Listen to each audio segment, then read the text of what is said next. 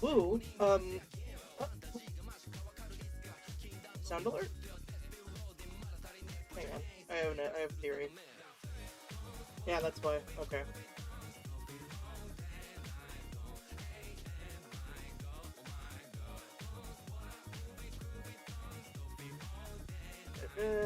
Up there.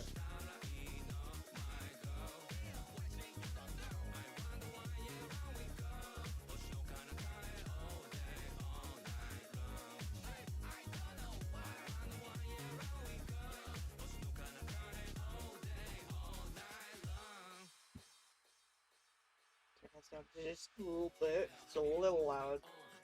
This is fun. This is a fun song now. Thank you, Mox. Thank you, Mox, for the new songs in the playlist. Um.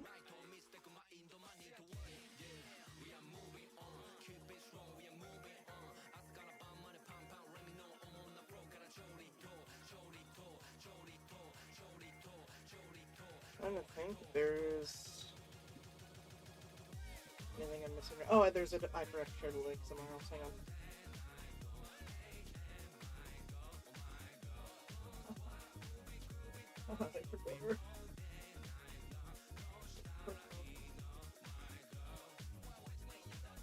Yeah, that's what it's.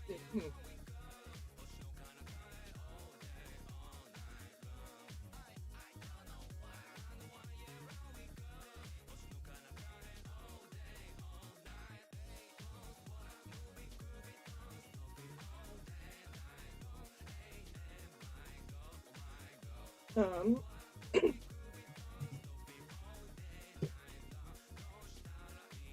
There is one last thing I need to do. Well, two things I need to do, technically. One is move the microphone a little closer to the keyboard and disable the noise filter. So if I remember correctly, noises weren't too bad, but I had to disable the filter, otherwise you couldn't hear the clicky clacks. So checking audio, don't mind me. Test. Okay, yeah, you can hear it. Okay. And then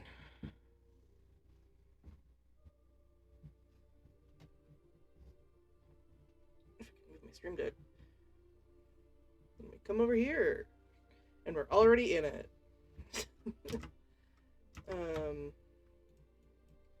Last thing I need to do, browser to the side. If I need to look up stuff, don't mind it. One of which actually is gonna be one of my Streamlabs.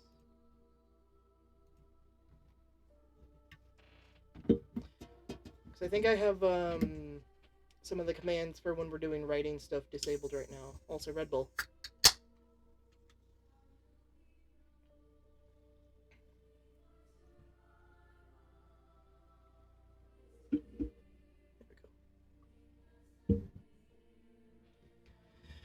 Where is it? Cloudbot.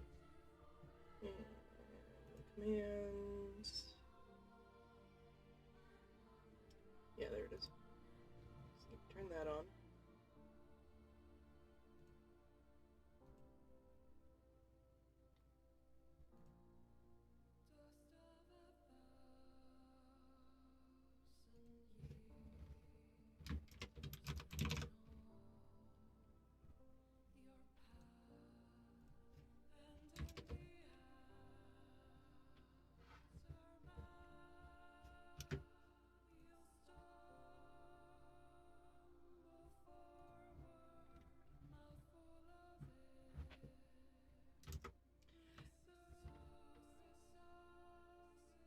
I feel like Call of Duty has no business having such pretty fucking songs. Jesus Christ. Oh my god. Fuck. This song's making me want to cry. We just started! Oh my god.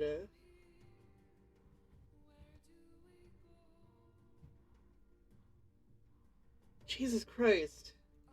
I'm just trying to set up my fucking summary command right now, man. Fuck.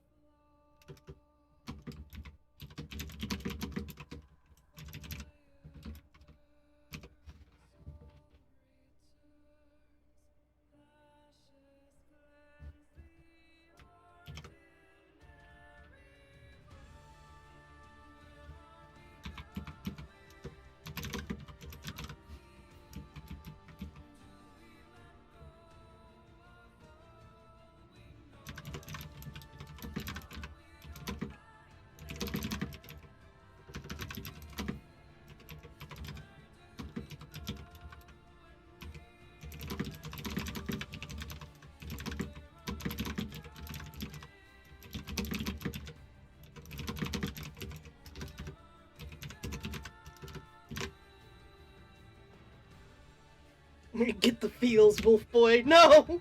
No! Ah! Anyway.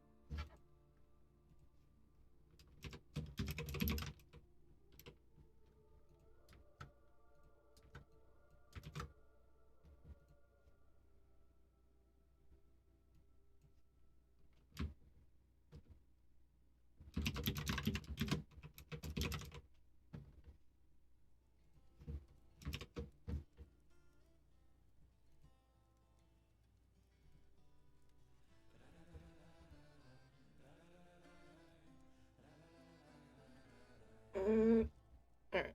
And then...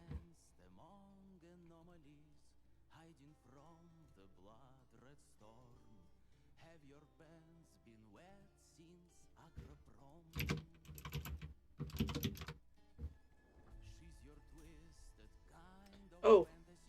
Why is it so big?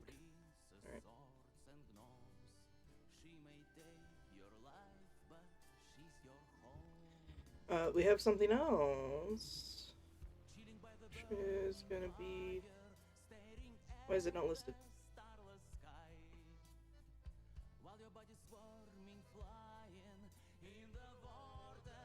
Hello?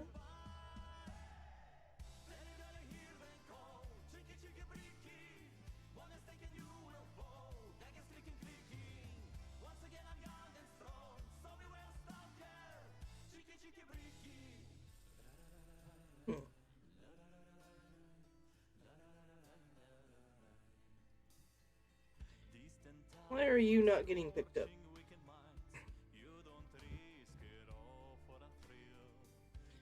I wonder if it doesn't count as a game? Hang on.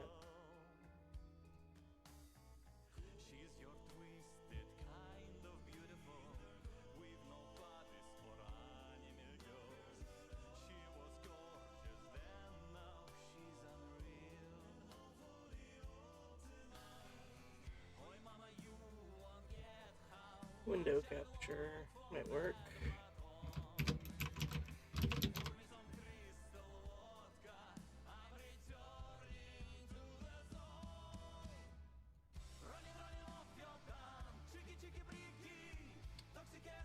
What is wrong with you? Why can't I capture you, you little fucker?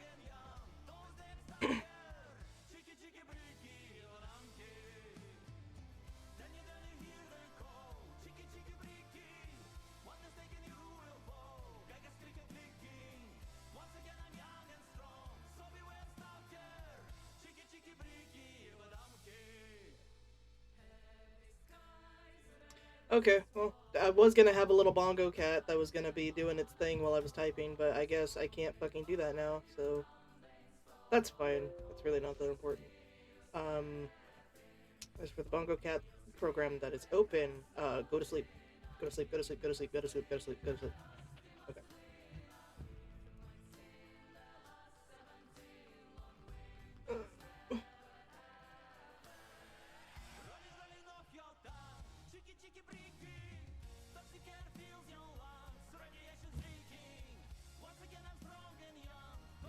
Okay.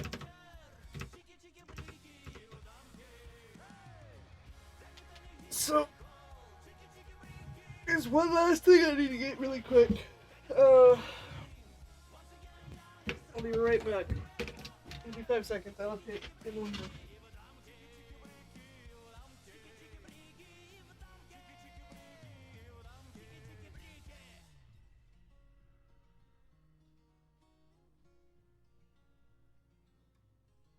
I'm back. So, I'm going to listen to the new music that's in the stream playlist because otherwise Box will get sad. After that, I'm going to plug in my headphones and listen to music that I can't share but play on Twitch. Because I had the. What just unplugged?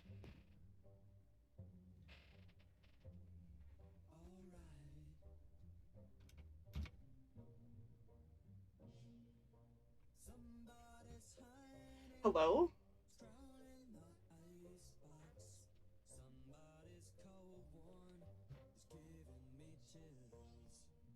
I heard a something unplugged noise from the computer. What the fuck?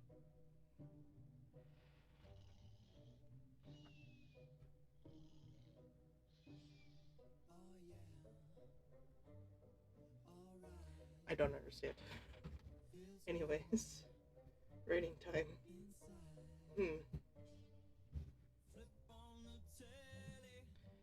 So we have quite a bit already done for for World of Horror here. Last time I was working on writing stuff, I think, is when I was doing Faded, which is still going, but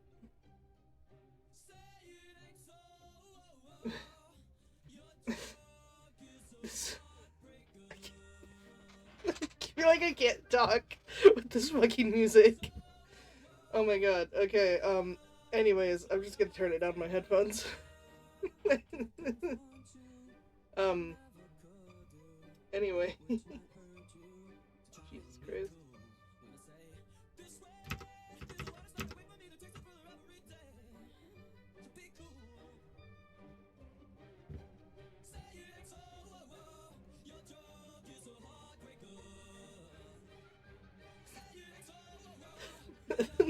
The music is still very distracting. Um, so to summarize with World of Horror, which we have the command live now.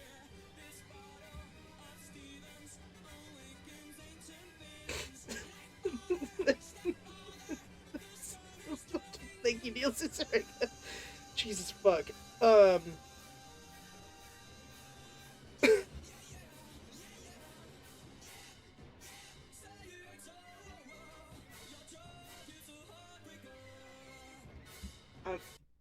we're just gonna pause.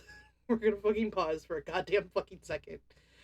Um, so World of Horror is the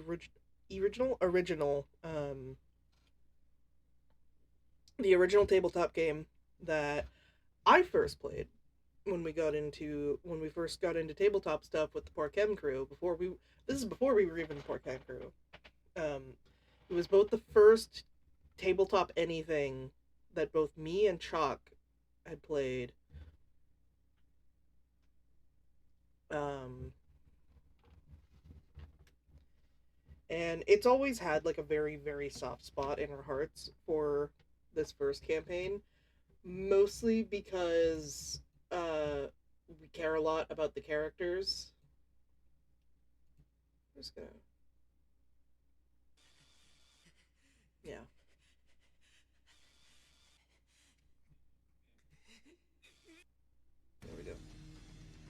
Yeah, we cared a lot about the characters. It was also the first campaign that didn't complete its story but got dropped, and it was uh the GM of the game was someone that we refer to as that guy, so you know, the guy that sucks. Um and this is a rewrite of the entire story. And from doing this rewrite is where a very classic line among the poor chem crew we have is constants and variables comes from. So this is not the original story, and it's going to be shown in the preface, and this is kind of going to be this whole like preface thing idea is something that is going to be in like all of the stories. Like, it's slightly different for each one. So for Fated, it's this story's already been told. This is a retelling. Before the end, someone has been destined to die. Among these pages lie constants and variables. The original one, being this, for World of Horror, is the story's already been told. This is a retelling. Among these pages lie constants and variables. And then for A Town Called Pagan, this story never had the chance to be told before, but the characters within this tale have been bound to constants and variables. For Pagan, that lasted exactly like one session before it got dropped, so the story never actually got told. Whereas this one, it ends in essentially like a cliffhanger sort of idea. And with the rewrite, the end of this is going to be like, it ties into the next part of the story.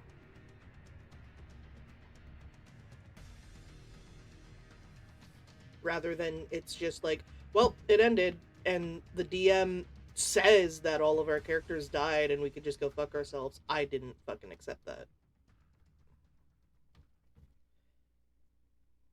I didn't accept that the characters died, mostly because, one, I cheated. And that was a point of contention for, that was a very important point for me as a player, that I cheated and therefore I changed the outcome of that story. I don't think it would be fair to both A, not eventually admit that I cheated, and B, to just say that the characters died instead of actually showing the characters die in the story by playing the game. Like, I felt like that was bullshit, so I just straight up didn't accept it. And as a result, every other story after this would feel the ramifications of that. Oops.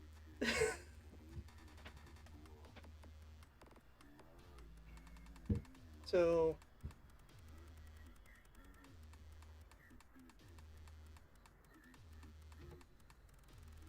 currently, what we have going on, because I could go over the 43 other pages. I don't want to.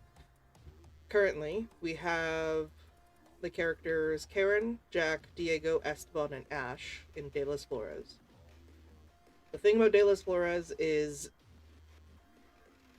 a lot of this is me trying to find ways to mesh like metagamey tabletop stuff into a narrative that still works, while also still showing the audience this did come from a game.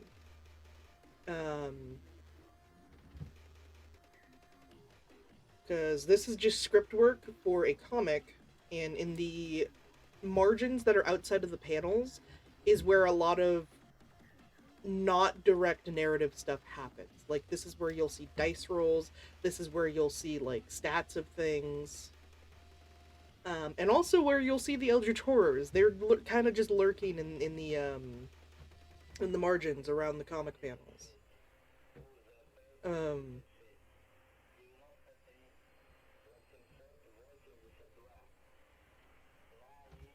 We have a good amount of bullet points. This is a bunch of stuff because it's been like, god, fucking 14 fucking years or some shit since this story originally happened. I don't remember everything that happened, I don't know what happened to the recordings of these sessions either, because this is also when we started recording sessions, is because I just turned on a recording app on my phone and put it on the table and didn't tell anyone I was recording, but they found out later and it was fine. Because the only reason I was recording was just to try and get everything down, and then those recordings got lost. Who would have thought that would happen after 10 years? 14 years, sorry. Um, so every now and again, I'll just pester Chalk or Mox about, like, hey, what the fuck happened? And they'll be like, oh, it happened like this. And then we'll decide of, like, do we want to keep that or do we want to change that because it sucks? And there has been, like, 75% of it has been like, yeah, we're going to change that because it sucks. Because that guy... just... like, it was his first time GMing, too. Like, I'll give him that sort of grace of, like... But a lot of it was just... He would go on Reddit and be like, what do I do? And Redditors would tell him to be an asshole. And he'd be like, okay. And then he was an asshole. And then was like, why are my friends upset that I'm an asshole? There's a lot of that.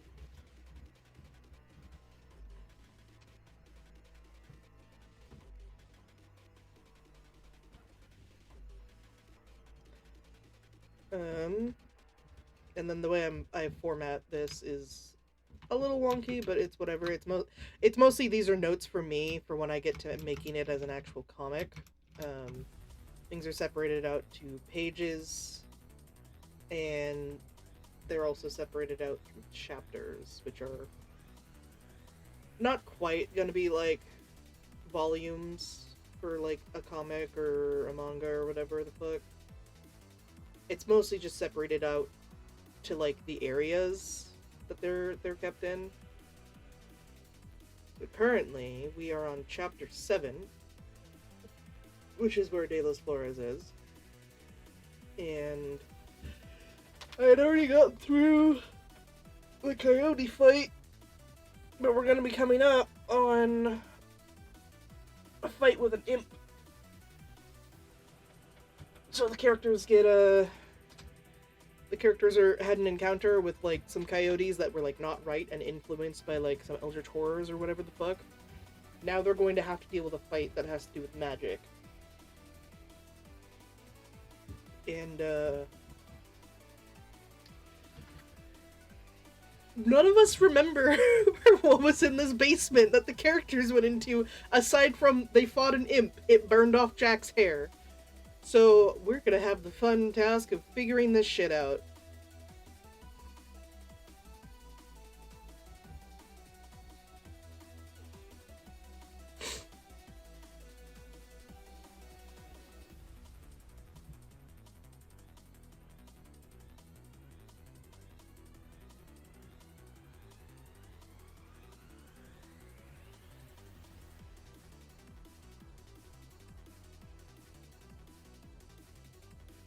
Oh, also I decided that because we thought this would be really funny.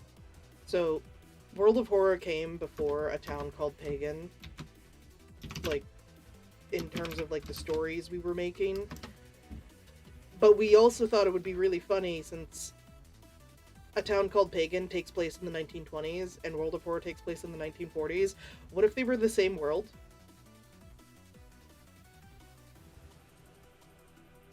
Just in like little fucking bits and pieces. Like I thought that was fucking hilarious.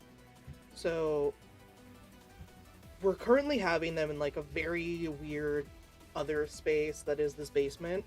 Since we're like, I don't remember what the fuck was in there. In a town called Pagan, the climax of the story takes place in the basement under the Belladonna's estate. And that basement is very classic eldritch sort of like weird architecture sort of thing. Like the people of the cult did not make what is under the Belladonna estate. They found it underground and built the estate on top to keep others away from it. And I thought what if that space, or at least something that looks similar to it, is in World of Horror, somewhere in De Las Flores. So this is currently what we're dealing with, is a vaguely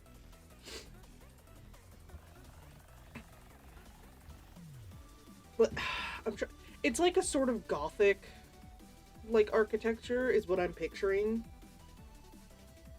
but not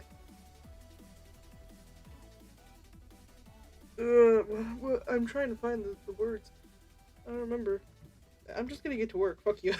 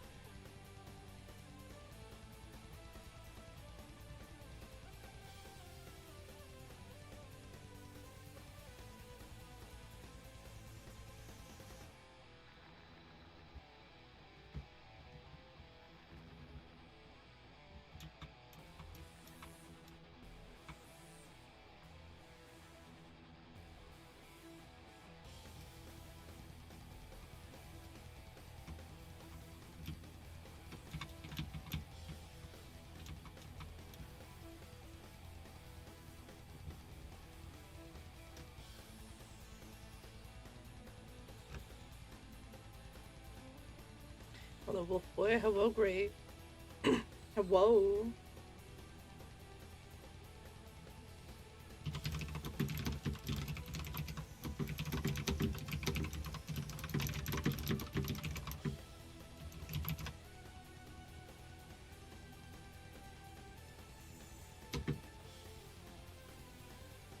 Yeah.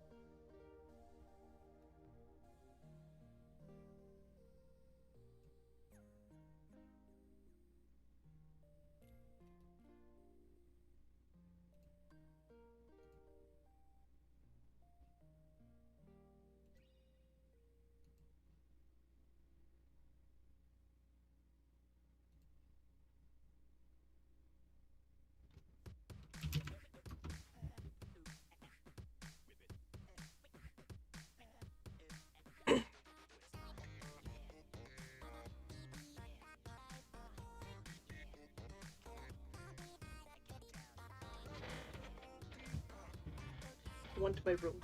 It is slightly cold. I'll be right back.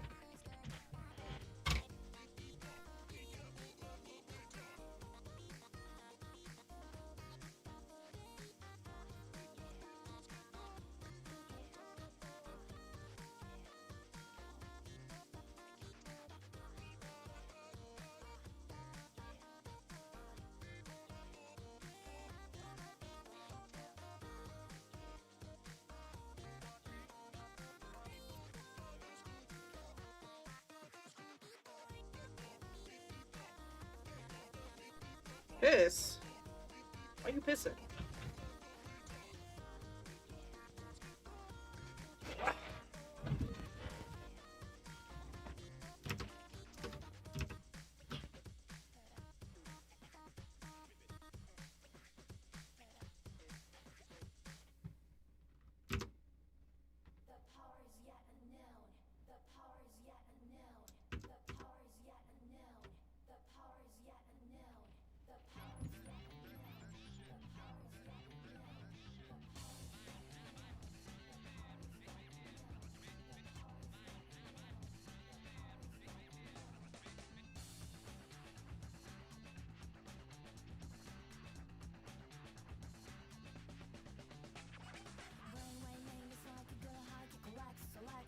When you piss at me? I didn't. What are you talking about? I went up to grab my robe because I was cold. What are you talking about? I didn't. What are you talking about? Nuh-uh. Okay. The stream is literally being recorded, Gray.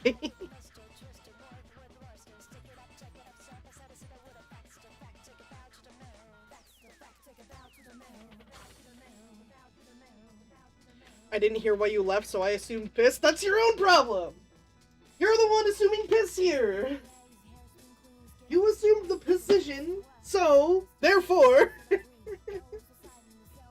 No, I got up to get my robe. It was cold. A little cold in here. And I'm trying to figure out where to put my fucking headphones, because I'm not wearing them.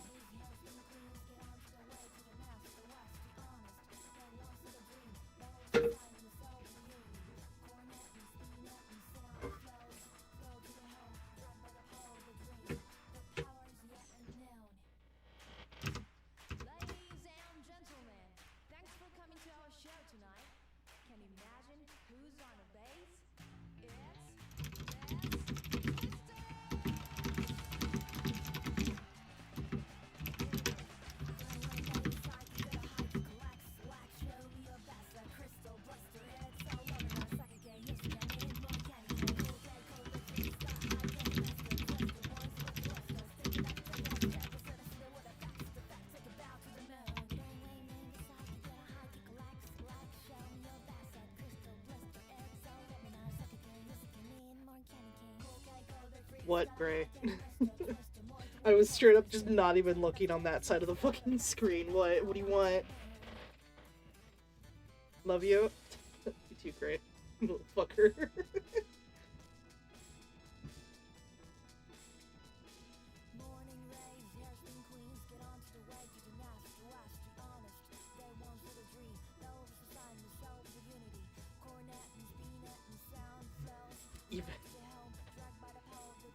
Great. You can keep your piss kink to yourself at this point, alright?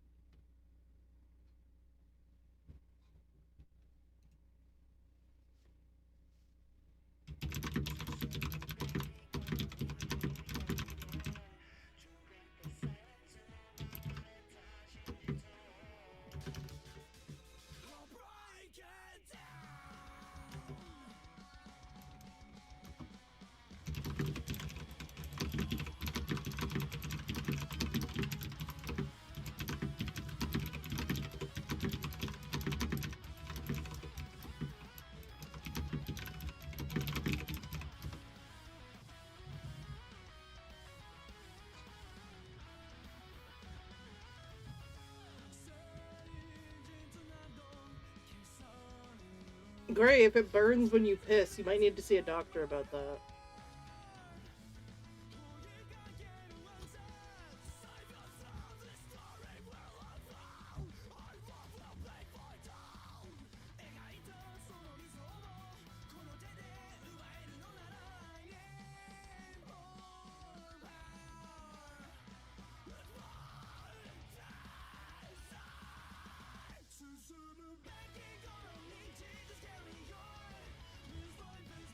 Nothing in my body works.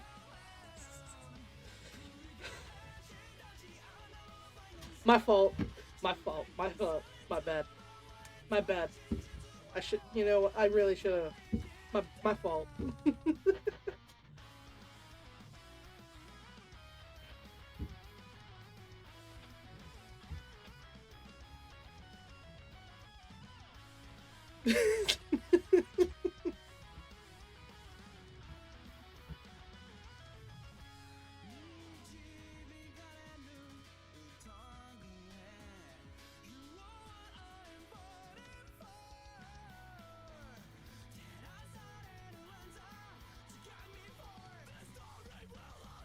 Pissing in here, lads.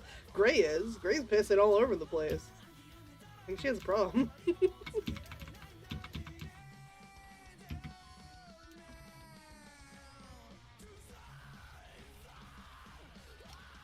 Stands here in the corner eating a burger.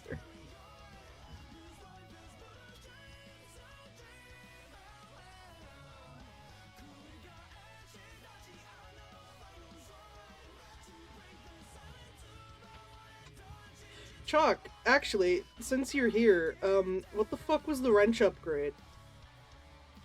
So I know we've mentioned it, but...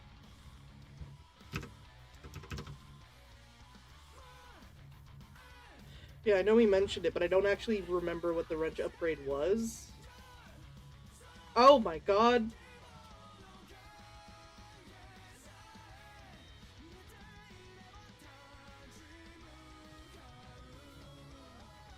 Hello, Ronzi. See, it's so funny. I'm not listening to the music you guys are listening to, because that doesn't work for me when I'm writing. Oh my god, thank you for the subscription, Karanzi. Jesus. What were you doing? I think I briefly saw you were playing, was it Resident Evil? I don't remember.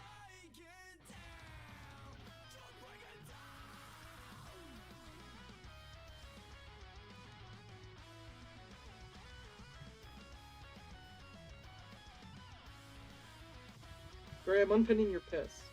You don't get to pin piss. Yeah, I was playing Requiem. Hope you were having fun.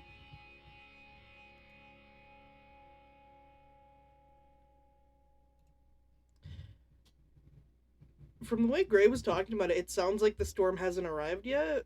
Question mark?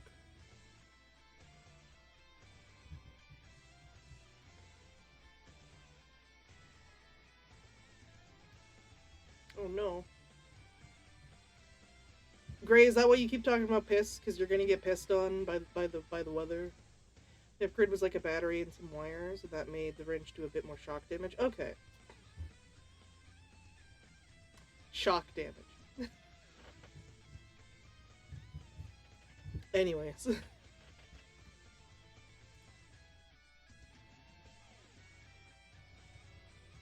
Okay.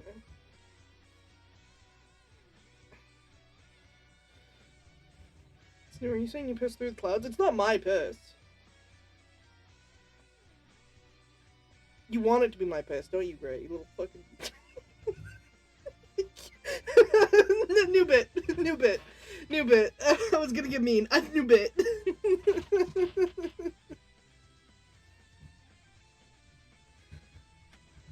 No. Nuh-uh.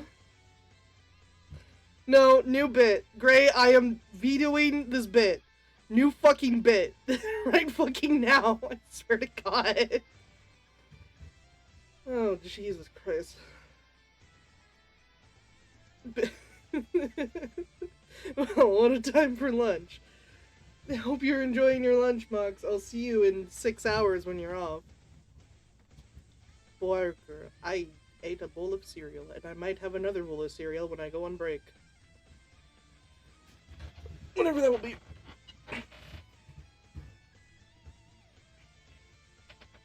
Actually, no, I have trash pizza. I could have trash pizza. Yeah.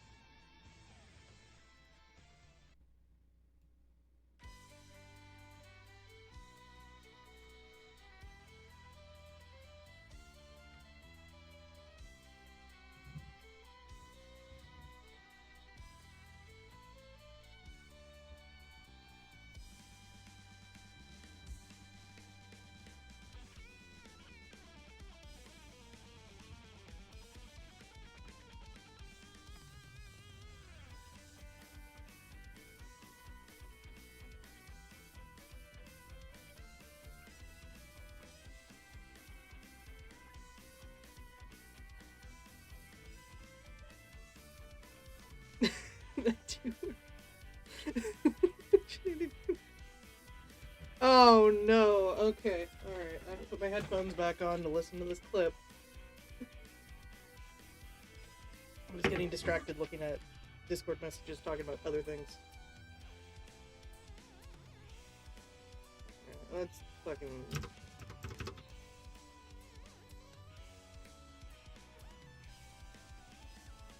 pause the music for a second.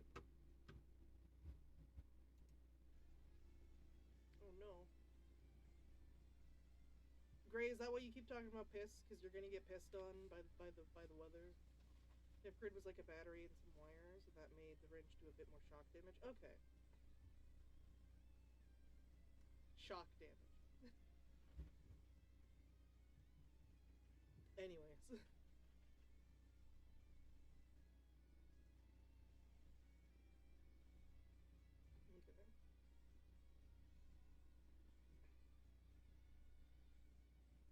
So are you saying you pissed through the clouds? It's not my piss. You want it to be my piss, don't you, Gray? You little fucking... Hey, thank you, Grunzy.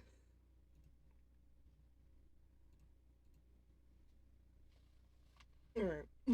Anyway, it's back to work.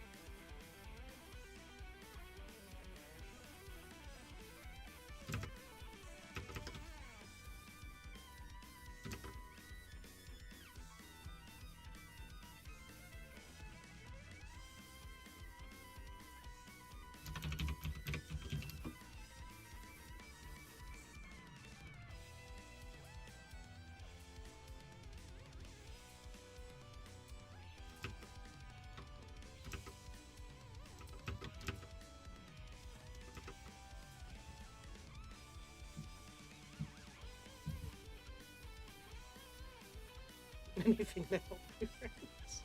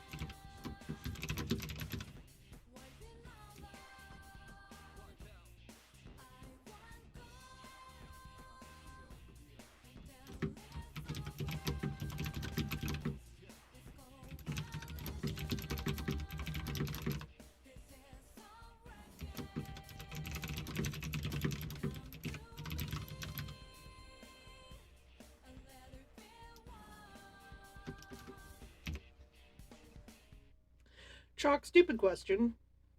Do, do you think Jack would keep his sunglasses on even when it's dark, or do you think he puts them on, like, his forehead or something?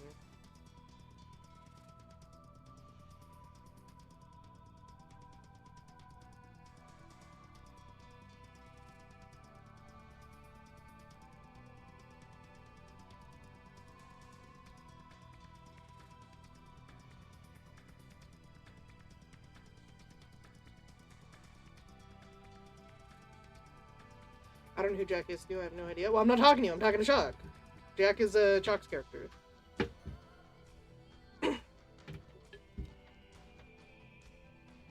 Because it's like, I know damn well that Jack would wear sunglasses, like, indoors, but I don't know if he would keep them on if it, like, impedes his ability to see.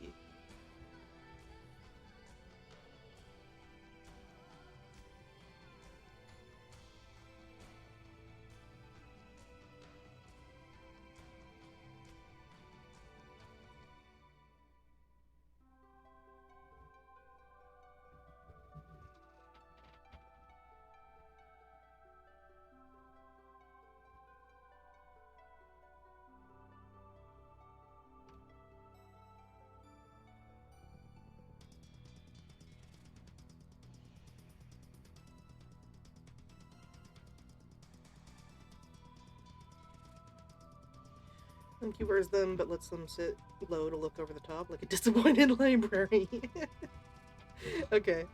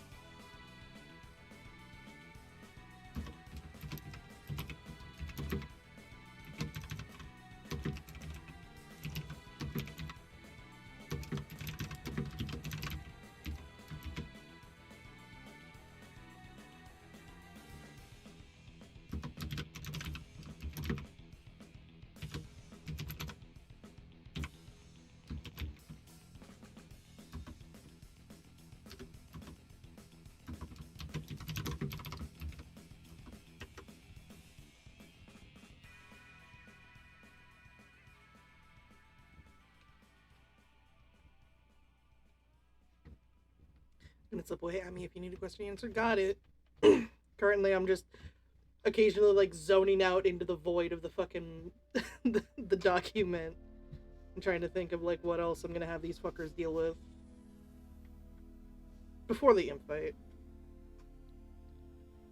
Because the main thing I want to try and do, and this is mostly going to get accomplished with the visuals, is I want to give the... Yes, literally. If you see me just stop typing and I'm just staring, it's because I'm trying to think. Yeah, I really want to try and hammer home like a sense of unease for the audience, because while I know the only fight that's going to be down here is the imp fight, the characters don't know. And because this is going to be a very dark area, I want to sort of like up the tension that way. And I don't want the imp to show up too soon, because I know in the original campaign, the imp showed up and then we got the fuck out of there as soon as we like beat it. So I kind of want the imp fight to be probably when they're leaving.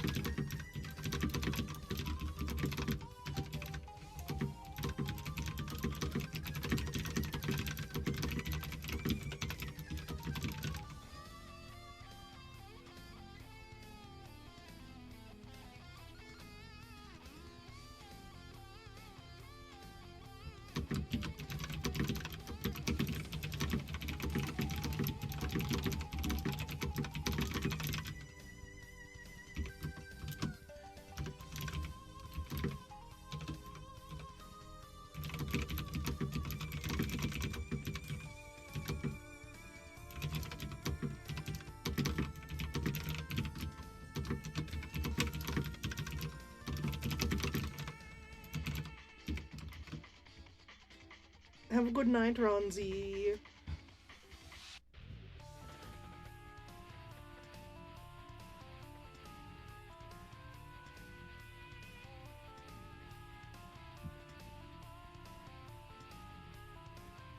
I don't have any quips.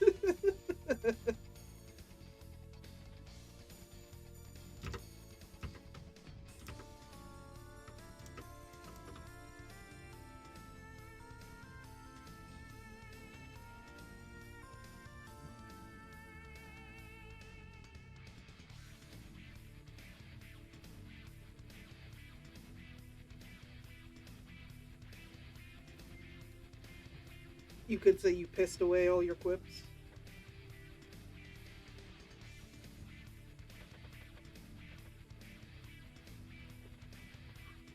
So much loving I wanted it to be.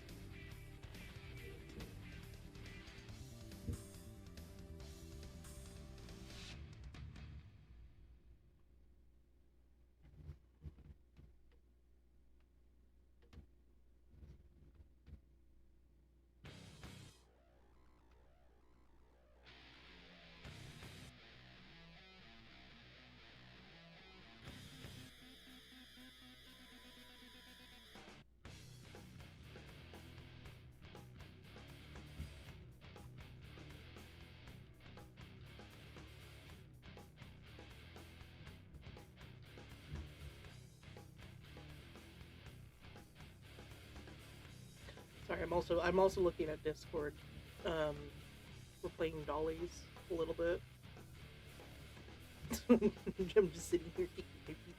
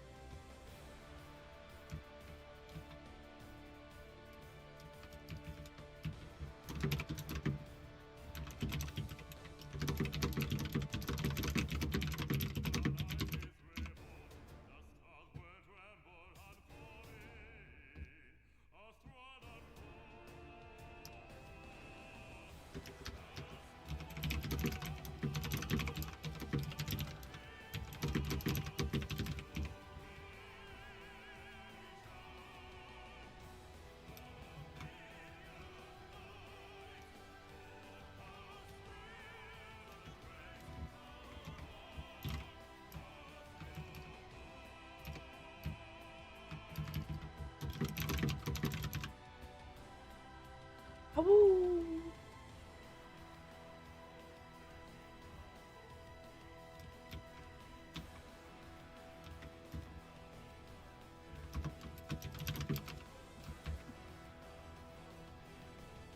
Can't reach the mouse, so no redeem. That's fine.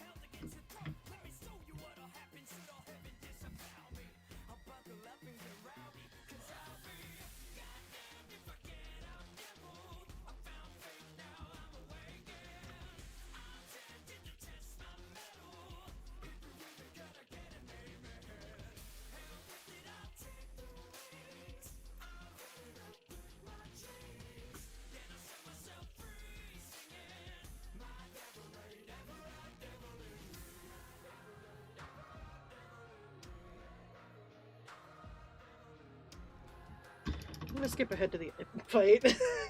I got no ideas right now. Oops. When it's unmuted but has no signal 7 minutes ago. Whatever. It's because I wasn't talking, dumbass.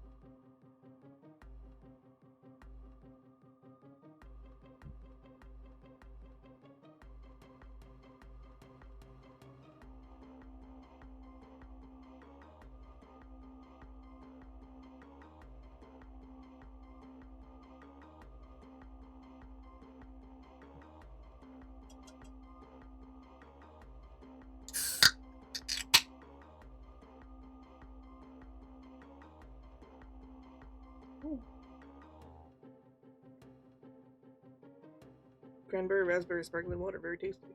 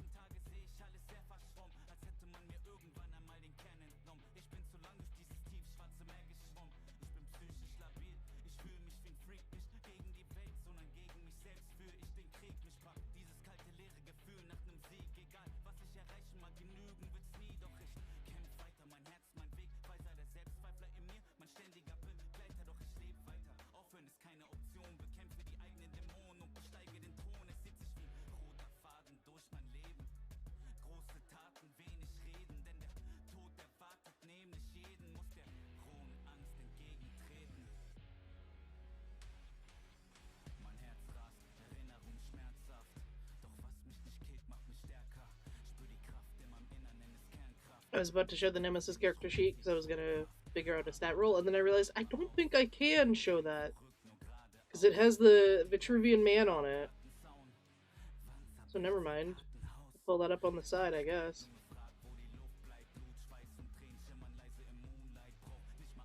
Spoilers. No, it's not spoilers. There's a dick. There's a dick because it's Da Vinci's Vitruvian Man, and I don't think Twitch would want me to show that on stream.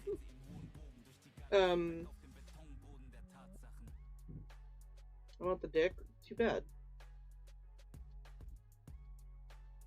Like, it's very faded and blurred, but it's still there if you actually, like, look at it, so...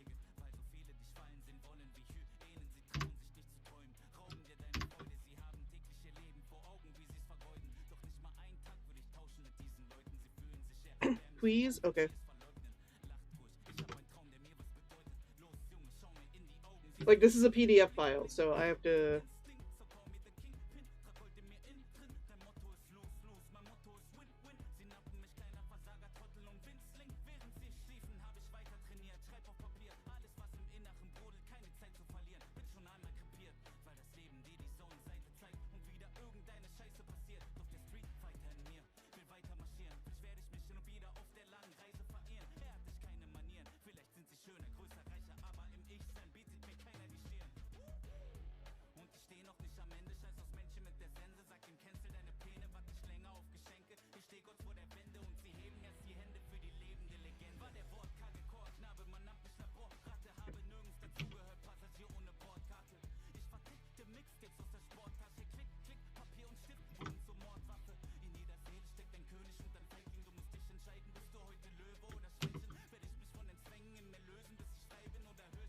I thought you could copy paste things into sources. The fuck?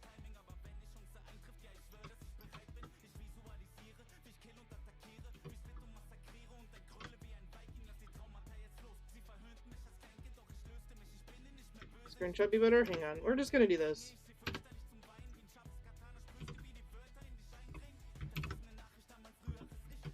There we go.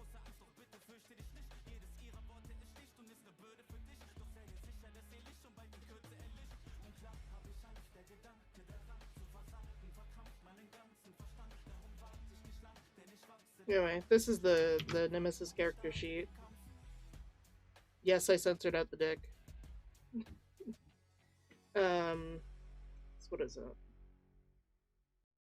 Okay, throw is under coordination. I thought so. Because we're starting the imp fight, so sad but also intrigued. Yeah, I mean this is the character sheet that I'm running off of when I'm writing this story.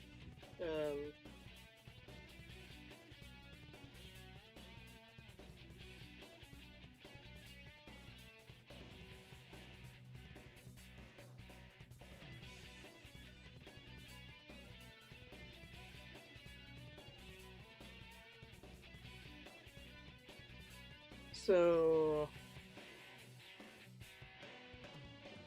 I don't think Jack had any points in throwing, but oh god, sorry for the flashbang. There it is, character stats. I'm not fully keeping track of the character's like skills. I am keeping track of stats and their sanity meters, which is what this is up here. This is the sanity meter. I'm kind of freeballing it a little bit with their skills, because that's kind of whatever. The more important thing is their stats.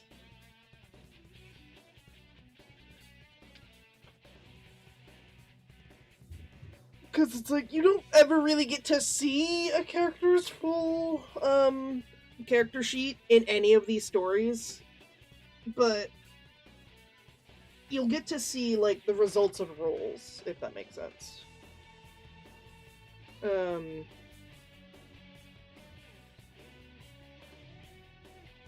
you'll get to see like, you know, damage given and taken and whatnot. Oh goodness. So for Jack, goodness, he has a 5 in coordination. I don't think he had anything in throwing. So we're gonna roll pool of 5 dice. See how he does. That is a hit in the 6, which is the arm. So if he hits this imp in the shoulder.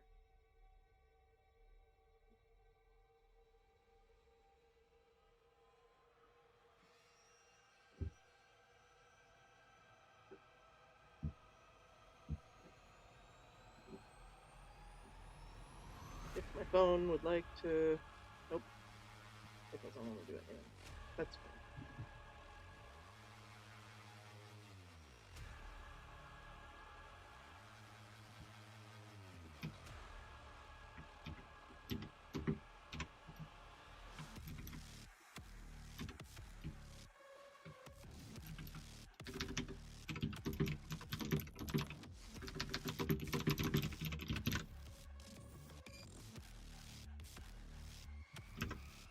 Six is right.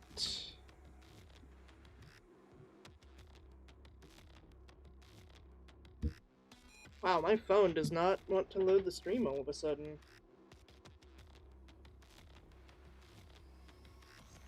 It's annoying.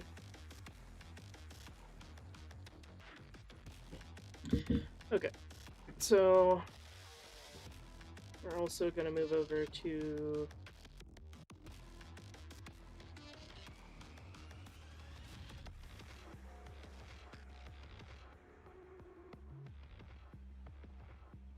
where's my fight tables? There it is. My fight tables. Ignore that it's a little scrungly. This is a very cool writing technique that I've found, and I'm actually really fond of for when it comes to writing like combat. It's very helpful. It essentially breaks things down into like rounds and turns like it does for normal tabletops, and then translating this into how you'd write out a fight is pretty helpful. Up here is where the first big fight with the start of the story that happens, and then this down here is the fight with the coyotes. Wish to know everything. Yeah, it's really cool. So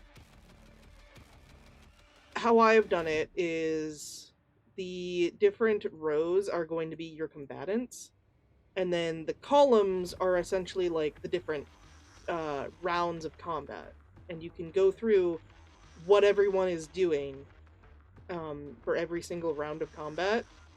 And if this was a traditional like written story and not a comic where I'm trying to show everything, you could just pick and choose which actions are described that are like relevant to the way you're writing it. Brain scramble? Don't do that. My brain is already scrambled egg.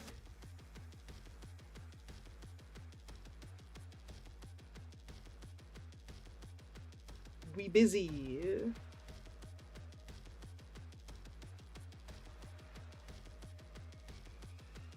Almost woke up. The way you said that. What? The way I said don't do that? Or scrambled egg.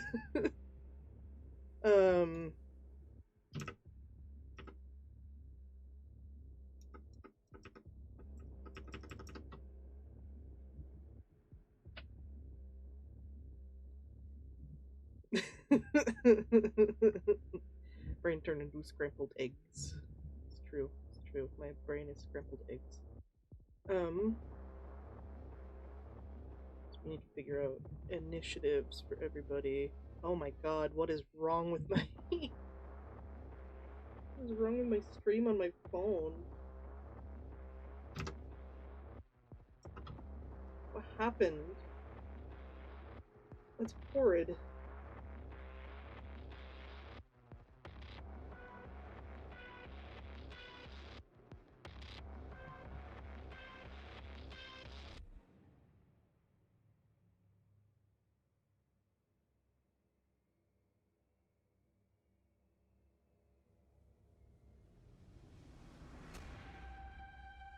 Anyway.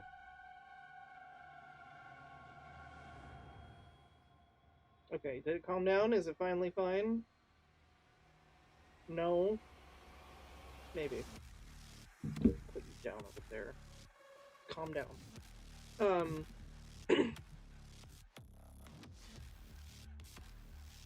Okay, we need to figure out initiatives. So, again. Let's see. We have Karen, Diego, Esteban, and Jack in this, and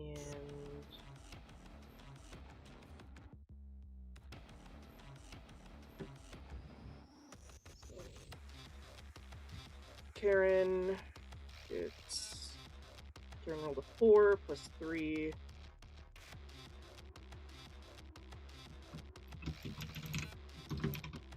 Karen got a 7. And then for Diego, he has a 4 and he rolled a 5, so we got a 9.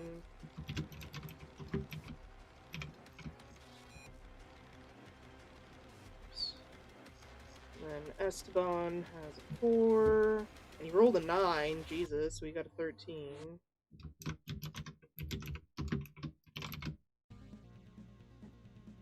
And then Jack has a 5. He rolled a 5, so we have a 10.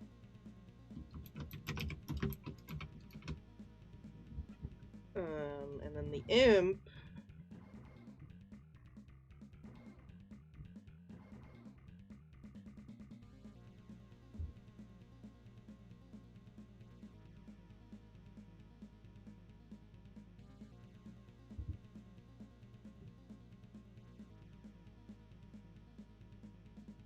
I don't know. What kind of coordination would a fucking imp have? Probably like decent. Probably a decent coordination.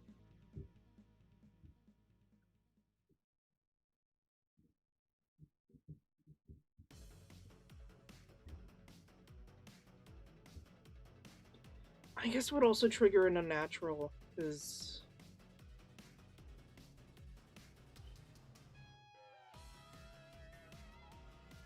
I'm gonna say Jack passes this unnatural check for seeing an imp for the first time.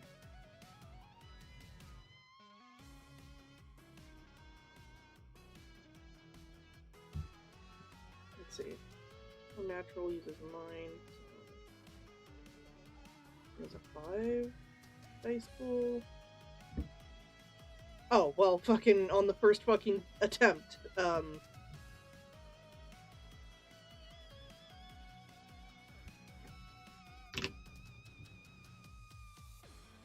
Yeah, he gets 3 8s. Jesus.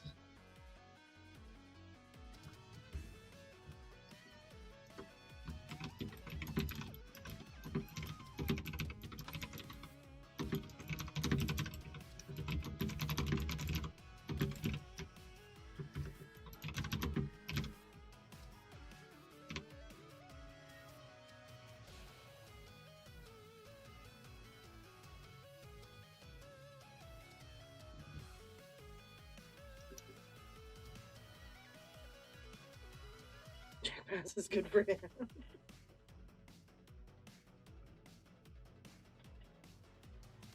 What did he fail an unnatural check from? Oh, from Cheshire Ducky, that's right.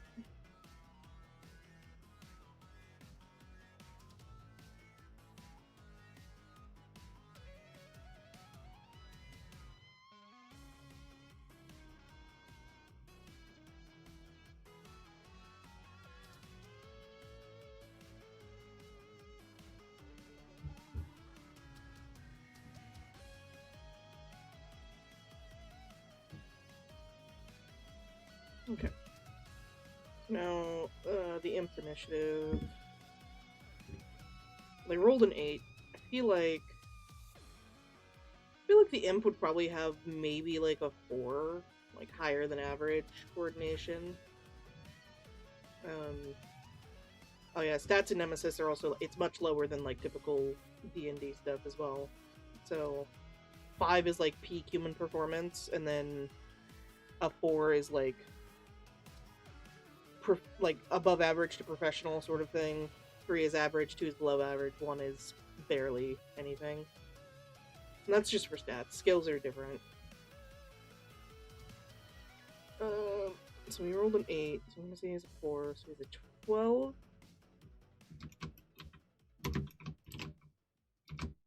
So... Nope. Nope. Let me.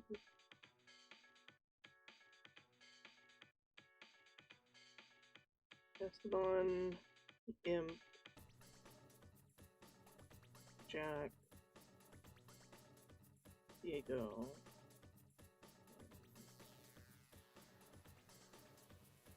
That's not what I wanted to do.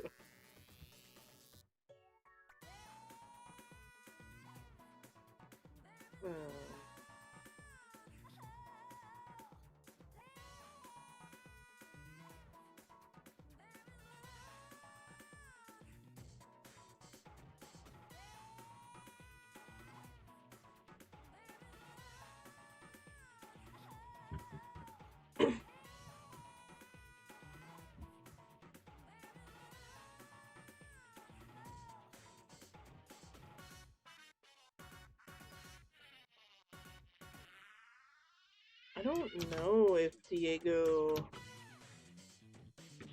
does anything in this fight.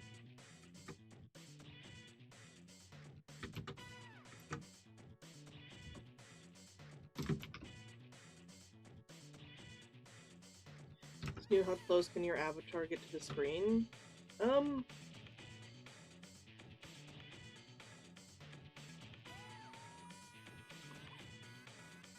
Like this?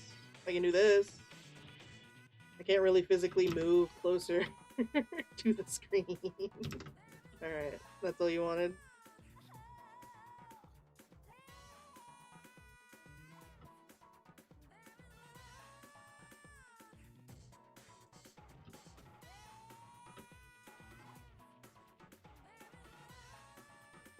I need to make sure my ears aren't getting cut off when I turn my head. Alright, that's fine.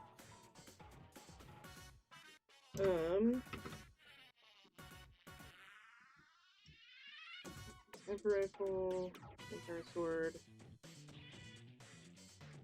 How much of a bonus do we think this wrench upgrade does?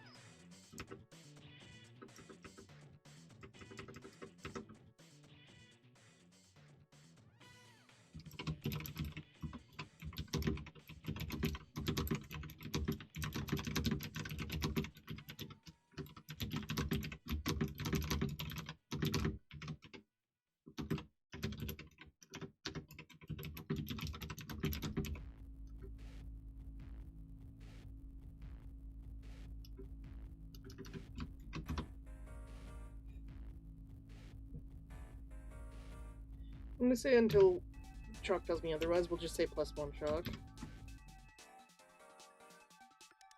Like, that's a pretty decent upgrade in terms of how Nemesis damage works, because,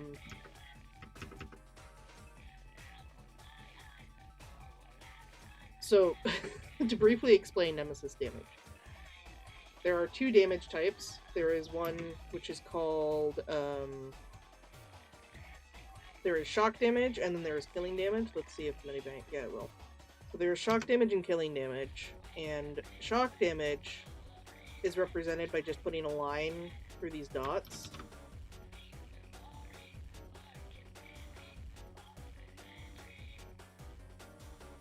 So this would say you have 3 shock damage to your left arm. If you got killing damage, it's represented by an X, which is more severe. If a limb or the head or torso gets full of shock damage, limbs become unusable. You've effectively, like, broken your arm. Whatever you want, right? Whatever you want under the fucking sensor bar. If your head fills with shock damage, or your torso gets filled with shock damage, you get knocked out.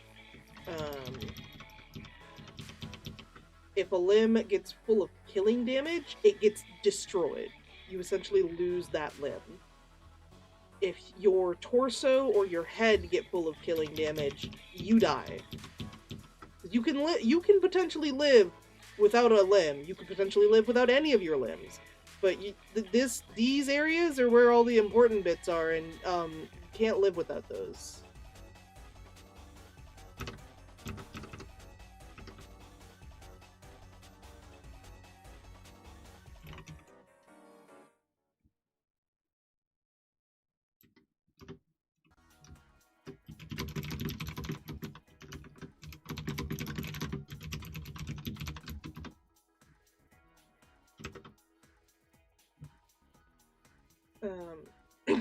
So that's a brief summary of damages. And then to explain this bullshit, the W in KS plus S. So KS, K stands for killing, S stands for shock, W stands for width, and what width is how many of a match you make. For the Nemesis system, in order to get successful rolls, you're trying to match dice to each other. So you have a pool of D10s, and you're essentially playing fucking slots with D10s is what you're doing, and you want matching numbers to succeed.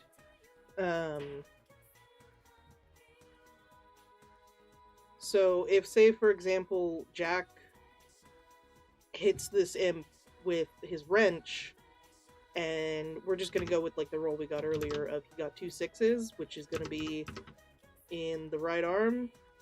Jack would do width in killing and shock plus 1 shock. So with 2 6s, that means 2 killing right off the bat, 1 shock, 1 shock, and then plus 1 more shock. So that instantly can disable someone's limb just from hitting them with that.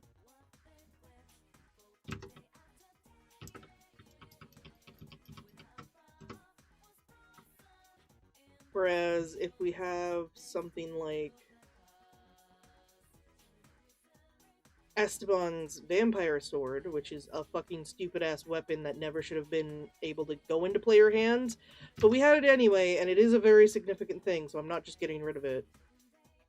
It does width plus 2 in killing, and width plus 2 just means you roll whatever the width was on the success, and then add 2 to that. So we'll say Esteban got the 2 6s. So that's going to be the 2 from the width, and then plus 2 more killing. So that has not instantly disabled the limb, but it has significantly damaged it, and it is barely holding on, essentially, with only having 1 health pool left. Because the way the book wanted us to deal with damage types is shock damage can be healed over time, so long as you just have time to like rest and heal and whatnot, and you're not getting into fights repeatedly. Whereas killing damage is like you need to go to the hospital and you need to see like an actual proper doctor. You can't just like pat yourself on the road or you risk infection. By the way, any kind of fucking system that has you dealing with like potential for infections for wounds sucks. I love Nemesis, but it's got a lot of problems.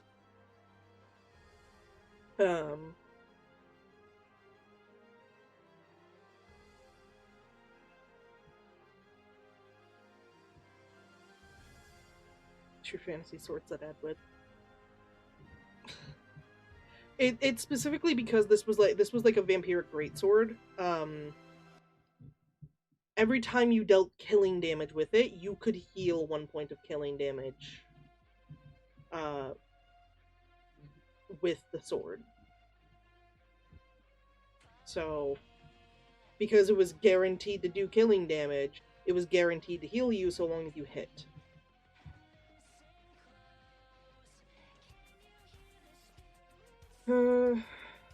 What else is probably going to be relevant? I don't think Karen is going to bring her knife into this. Gun might be important. And then the imp has its magic and its claws.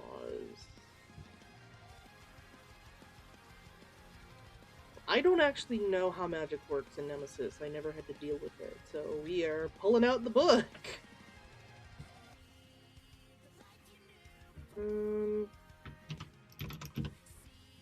Magic.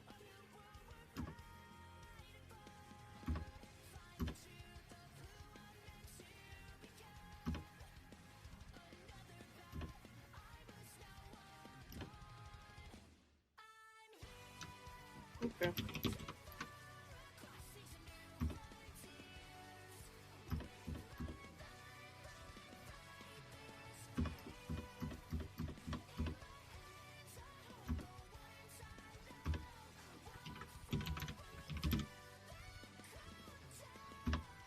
Spells, there we go.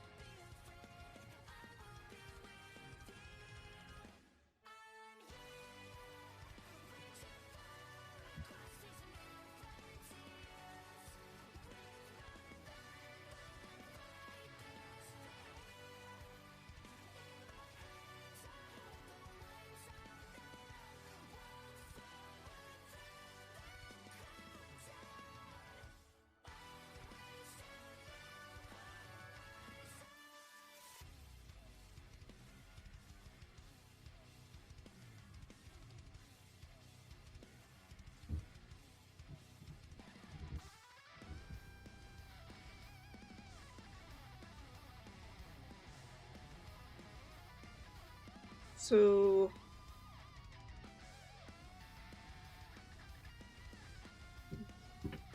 3 types of supernatural abilities. Boosted stats, boosted skills, and spells. Boosted stats and skills are covered above, so let's deal with spells. Unless the GM says otherwise, you do not need the supernatural trait for the spells. Spells are a way of tapping a power source, whether it is a soul, alien entity, or some cosmic pulse, and turning that energy into effect. Human mind must force itself. This is going over if, as a player, you have spells. This is the only book that exists for Nemesis. There isn't like a separate player in DM book. Last I checked. Spells are rolled on their own. They're not skills or stats. Their dice pool standalone. During a spell, you gain its dice pool however many or few dice it has. More powerful spells, more dice. Spells also have another advantage. They can possess trump dice, even if the spellcaster does not. Interesting. Okay. Possess a number of dice in a spell up to the number of hardened notches in your unnatural gauge, or a number of dice equal to twice the number of failed notches in your unnatural gauge. Spell exceeds this limit, you cannot win it. For example, if the Rend Flesh spell has a 5d plus 1 TD, 1 trump dice pool, you have no chance of learning it unless you have 6 hardened or failed notches in the unnatural gauge.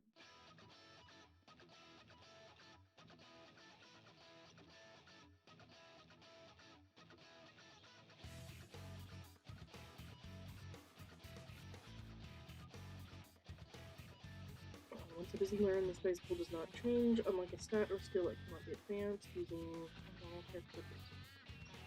Spells are learned either by teaching or by reading. Learning a spell usually requires a particular skill, such as knowledge of the esoteric language. Once the spell is learned, using it is easy. Make a successful mind plus appropriate skill check to intone the spell, and or complete the actions necessary to activate it, and finally make a check against the unnatural gauge of the madness pool. Normal effects apply.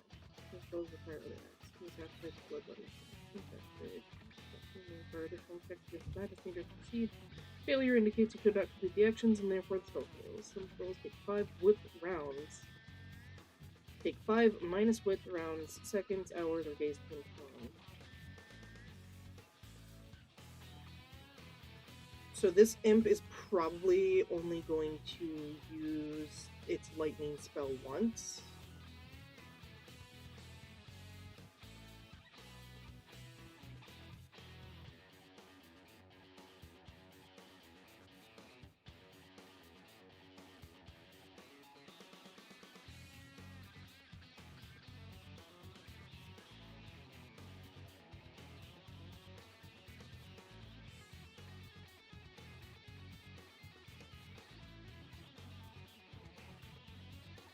Oh, here we go. Maybe the imp is in here. No, it's not. Okay. Good talk.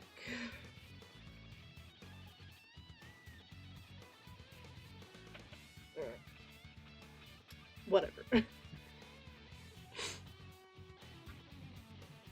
So I'm gonna say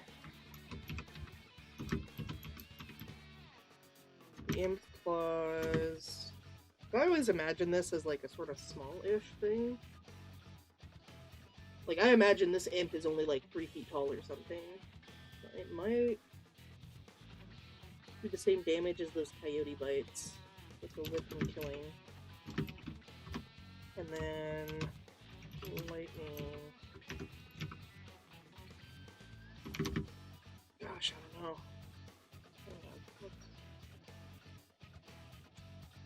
Let's take a look at the Nemesis book again. Blinks cutely at you. Also a hydrate. Let me... Actually... Sparkling water counts as water. It's just flavored water. Yeah.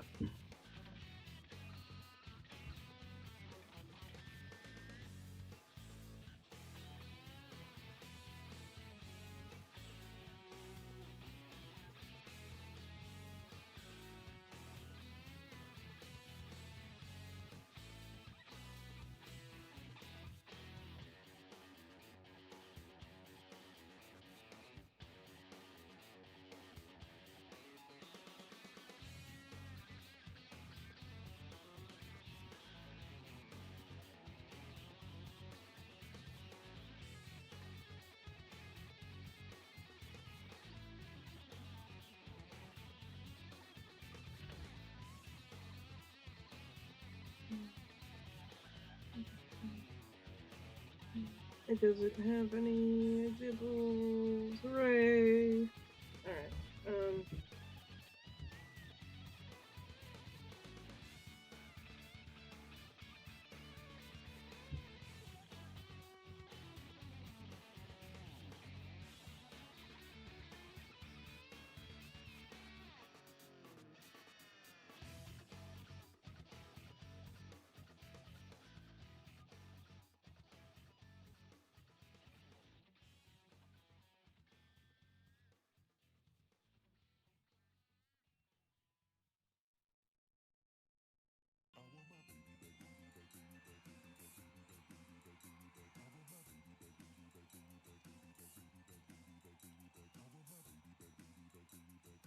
anyways.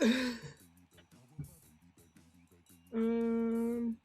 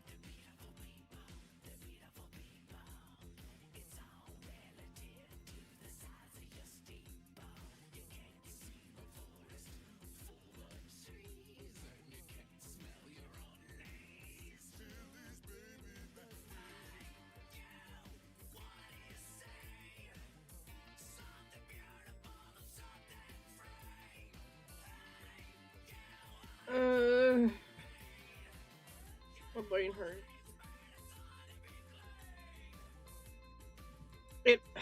So the damage from lightning has to be like not enough that it would instantly kill someone. That's the problem.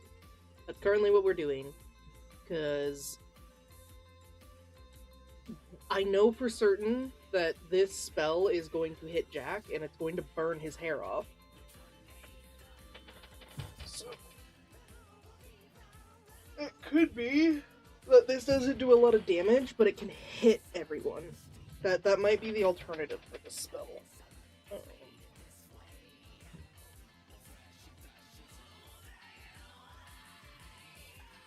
So it could just be it does shock damage. Jack can be balded. Yeah, he'll be fine though. He gets his hair back, it's fine. I'm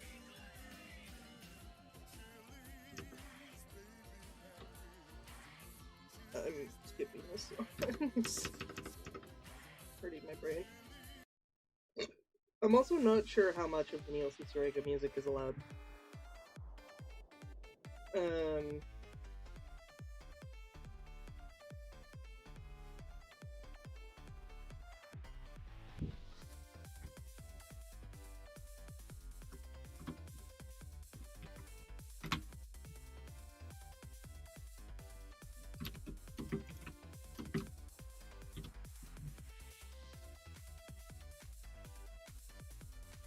I'm just gonna say it does whip and shock.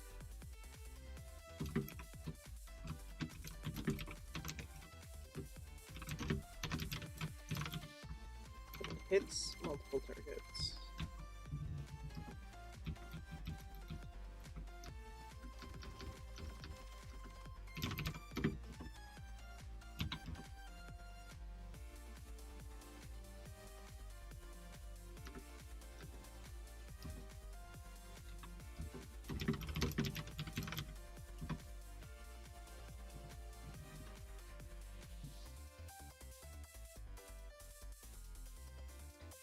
I like that you said he gets his hair back, which sounds like it implies most people lose their hair permanently. Well, because we set up like a while ago before I started getting De Las Flores, like writing for De Las Flores, is Jack gets his hair burned off with the Imp Lightning attack and gets a cool lightning scar from it. He gets a special hair tonic that regrows his hair back. Hair Curios. Background joke of him regrowing it and fixing his hair before he coming back into the foreground. It's essentially just going to be a background joke in one of the pages while Karen's like talking to Curio or whatever the shit.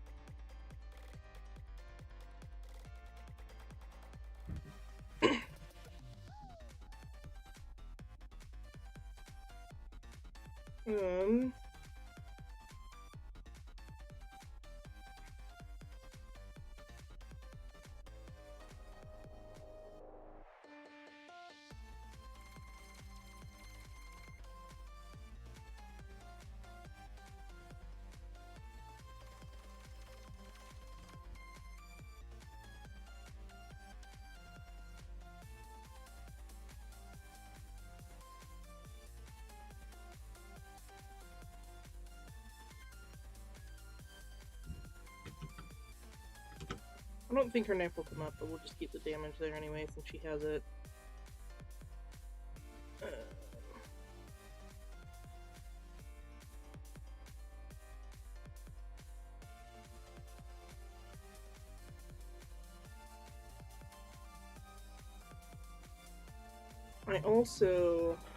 I'll be right back. I need to grab some physical notes I have in my backpack. Hang on.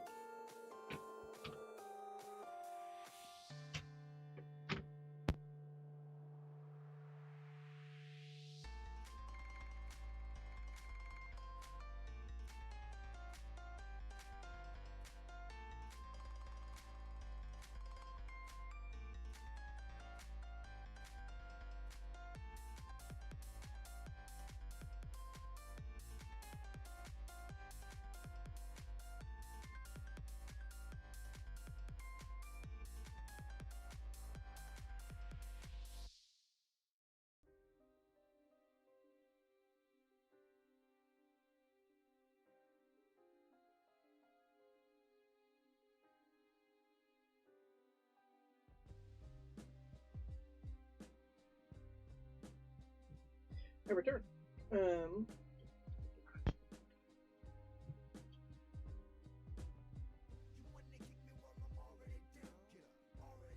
Gray, knock it off.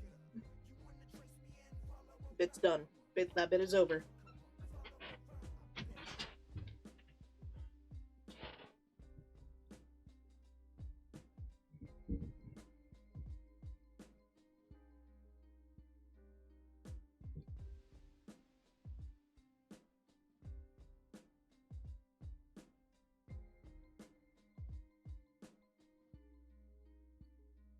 Diego didn't get any damage from the coyote fight earlier. Jack's pretty fucked up, though.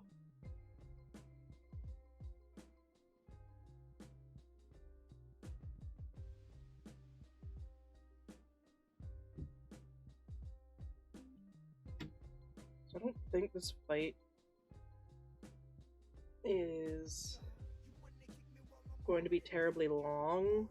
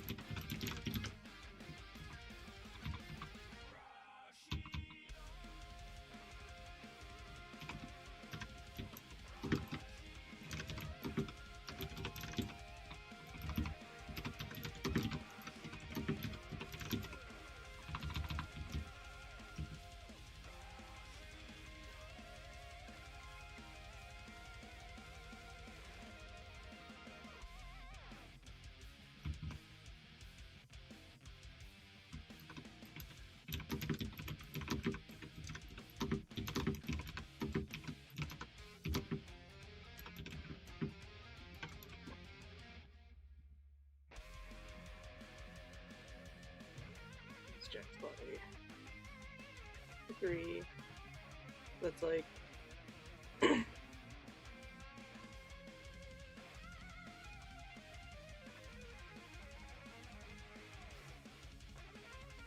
is it?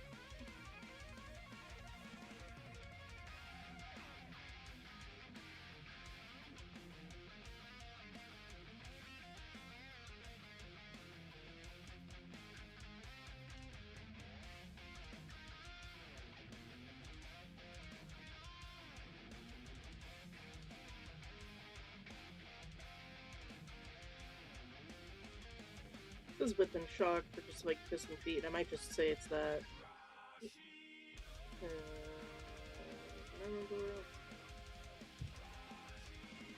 He only has a 3, which is average, so.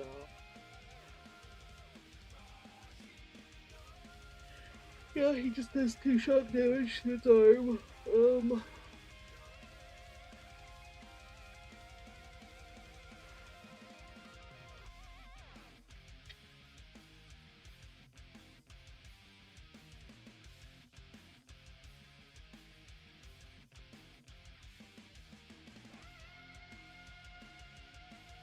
This isn't the right notes. I don't think. No, these are... Fuck. These are my old fucking... God damn it. Be right back again. Fuck. Shit.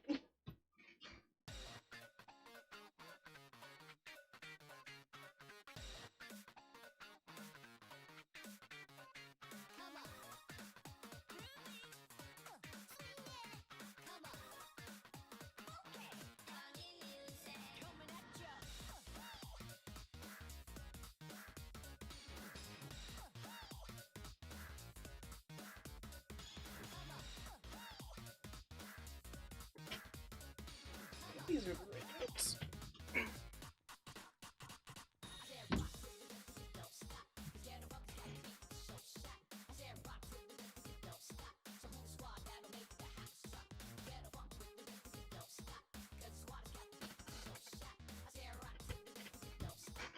It's like I'm looking at Jack and it's like, why is his torso so fucked up?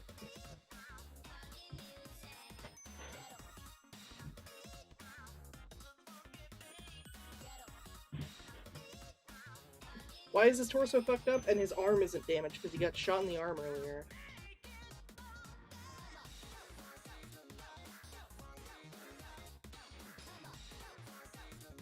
I don't know.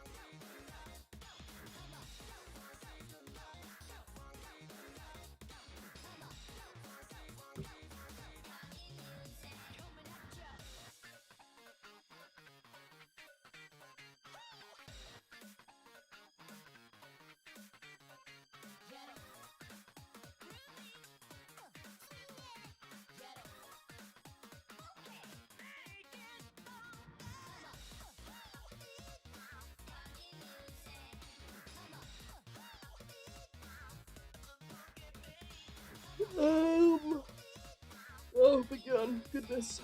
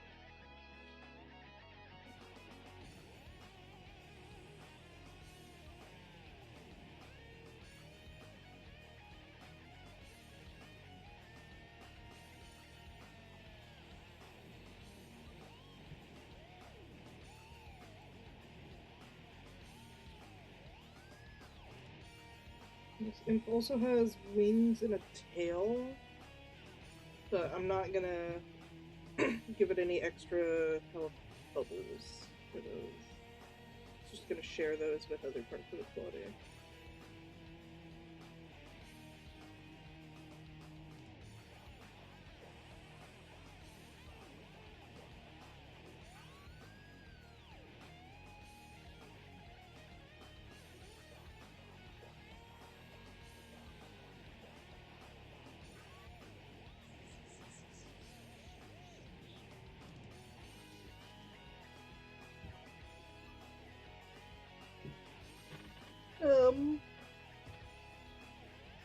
Also, because the imp is by itself completely in this fight, so I'm gonna say it has a sort of like tough hide to give it the resistance to damage a little.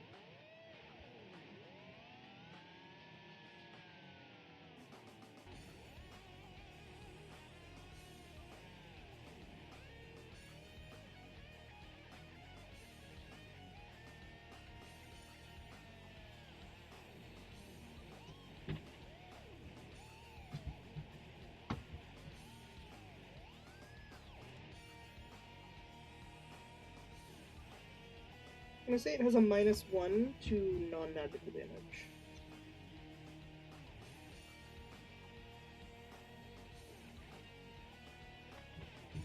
So Espon's sword will probably still cut through it because it's a magic sword, but the normal guns and knife are probably going to be a little difficult.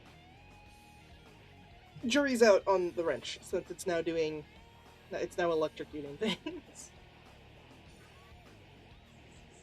Probably still technically.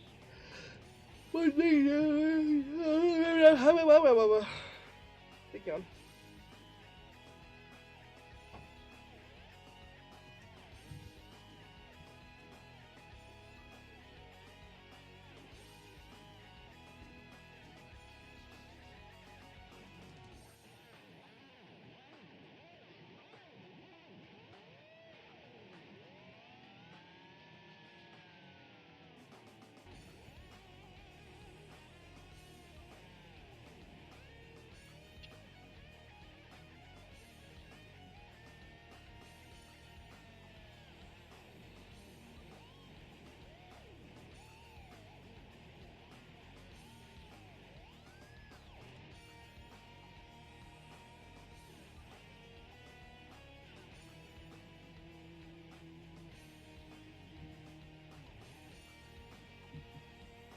Oh, jeez.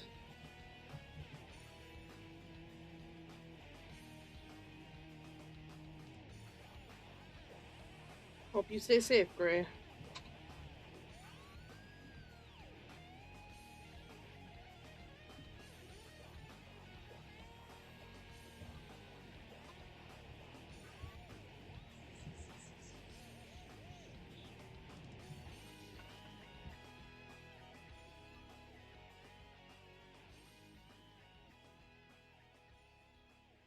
It's gonna take 1 shock damage from a jack through at it. And then now the fight starts proper.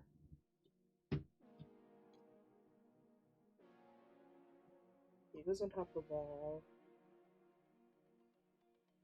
S1 would probably either try to grab Diego to get him away or try to get on the wall.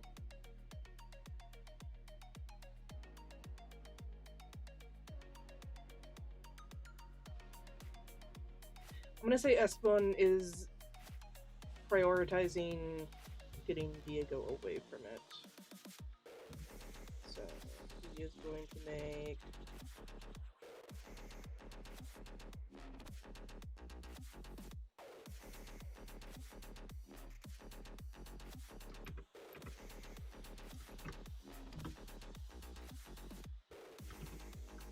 oh, I don't have it in my clipboard. Oh, I'll just put the sheet over here.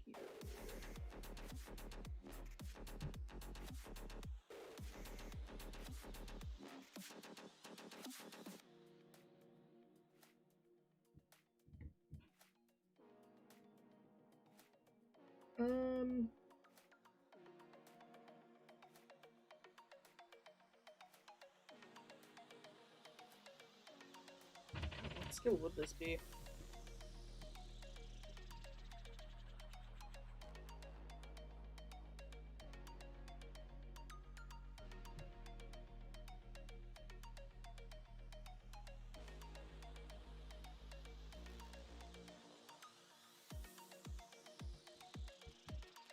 I was the only one I can text if you don't hear from me till tomorrow, that's why.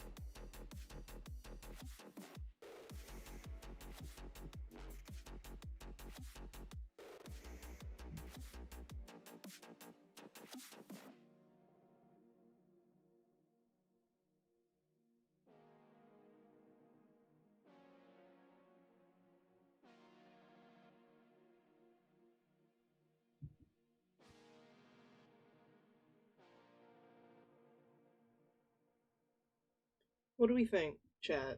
Should Esteban trying to basically, like, run up the wall and grab Diego be an athletics check, or a climbing check? Or should he have to make 2 checks? That'd be 2 checks.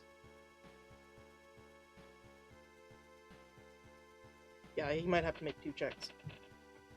So he'll have to make a coordination climbing and then a body athletics to pull Diego away from this thing. And Esteban's coordination is a 4.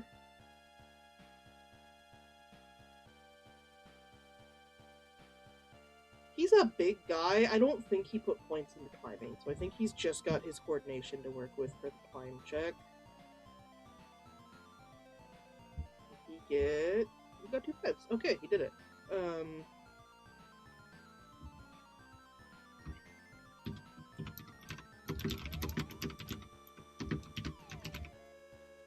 And then he definitely would have points in athletics, I feel.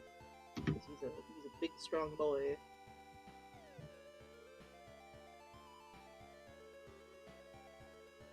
I'm gonna be wrestling, technically.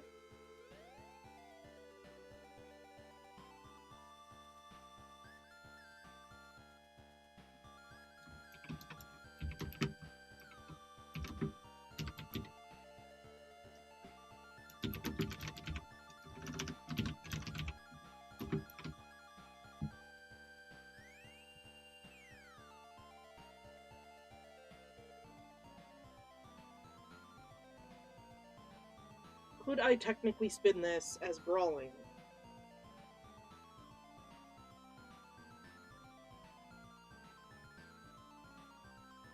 Because he's trying to grab Diego and pull him away from the fight, essentially.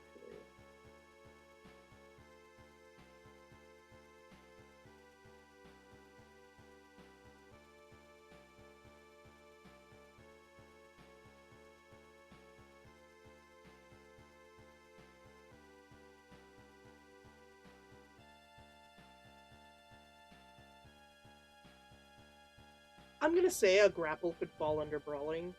So, and Diego's not going to resist it. Because he certainly wants to get away from this thing. So, yeah, I'll let Esteban keep brawling. I feel like he would have 3 points in that. So we have an 8 dice pool. And is that 4 5s? No, that's 3 5s. 3 5s and 2 6s.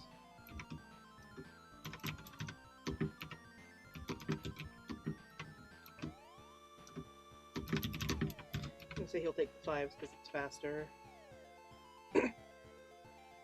That's another thing about dice. The higher the matches you get, from like 1 to 10, the better quality of a success it is. The more numbers that match, the faster you've done it. So, for example, with this of Esteban getting 3 5s to try and pull Diego away from this thing, if, say, the imp tries to keep a hold of Diego, but only gets, like, 2 numbers matching, Esteban's faster and would pull him away.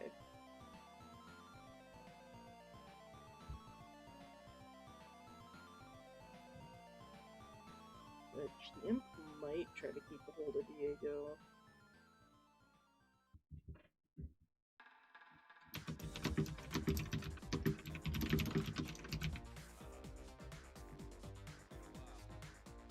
And I don't imagine its body is phenomenal. I think it's more... like, it's got a stronger, like, command in a sense than it is a body. Its body might be a 3, and it's brawling! Well, it certainly doesn't have martial arts, so it might have something brawling. Or would its... would natural weapons count as a melee weapon? Or would they fall under brawling? It'll have a 5 dice pool. 2 1s, not fast enough, but not good enough either.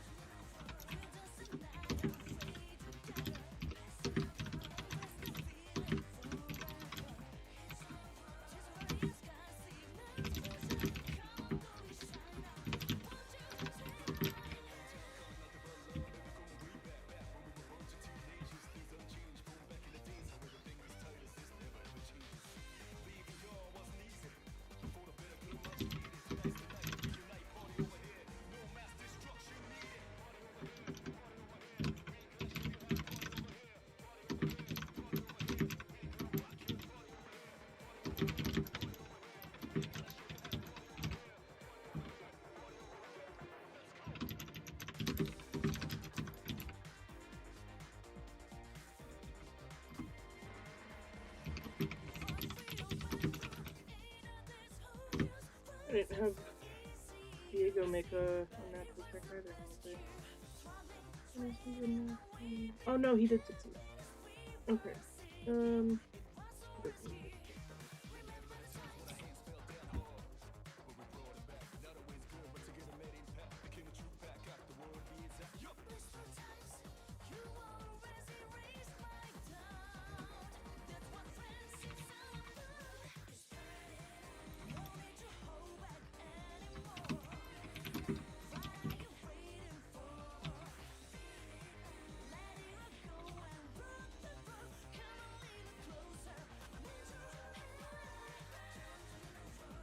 Hydrate.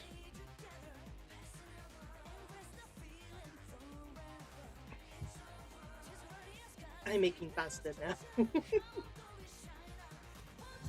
I got another hour before I'm gonna take my break for food.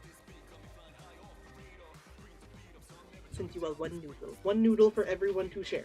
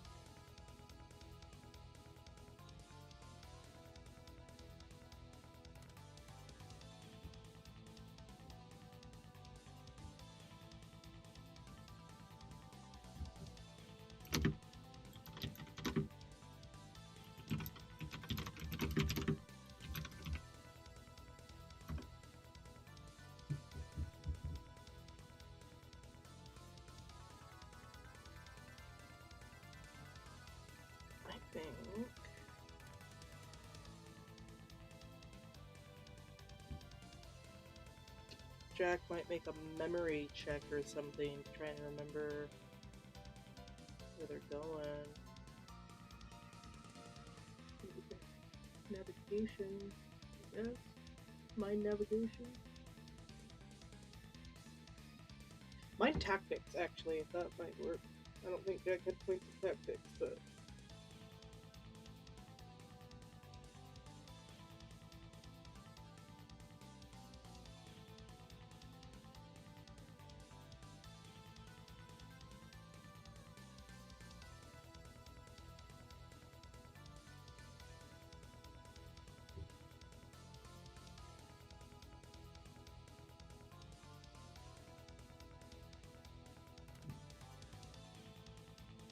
Tortellini good. Tortellini very tasty.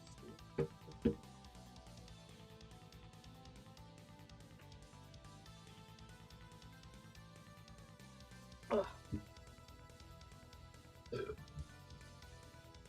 I like sparkling water. It's like so much sharper than soda. It always catches me off guard.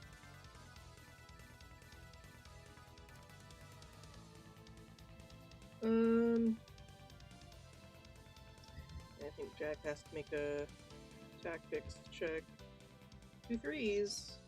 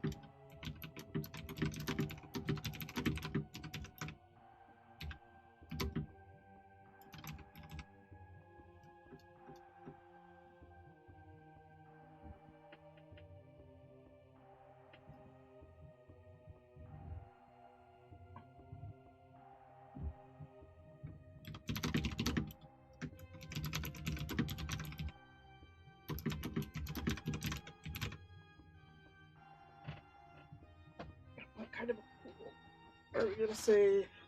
Hang on. I forget. Trump dice, you set what they are.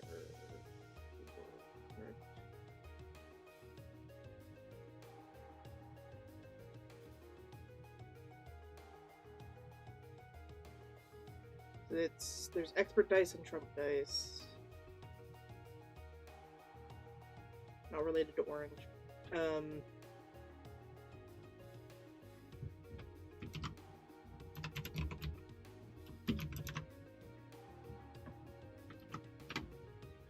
we go.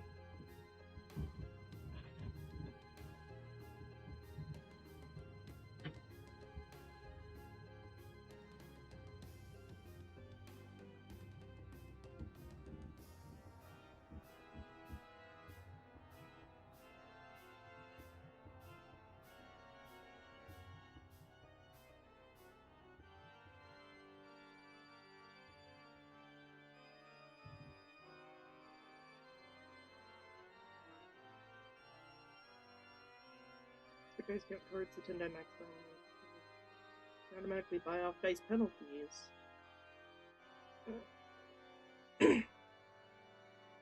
Wild card in poker, you assign it any number you want. Okay, so how cool would spell have?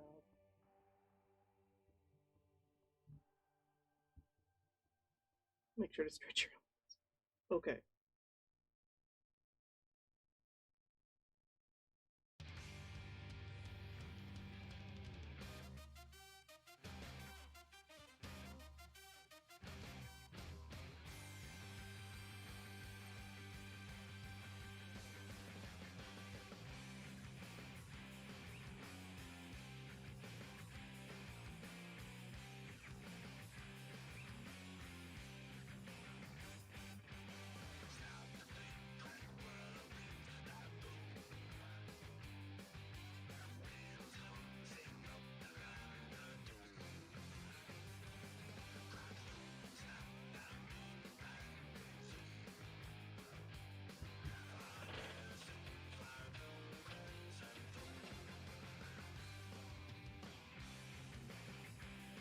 I'm gonna say this is a 4 dice pool with 1 trump die.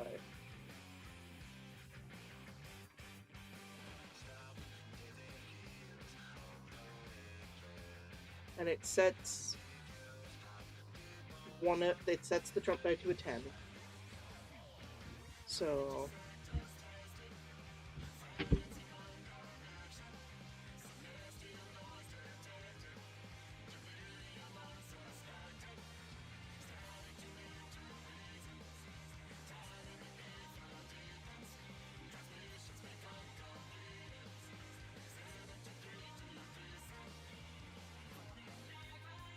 roll 2 10s.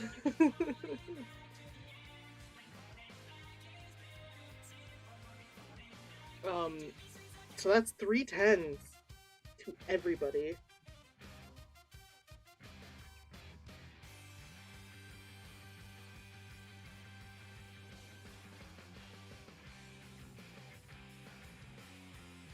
Because Jack was in front, he's taking the brunt of this.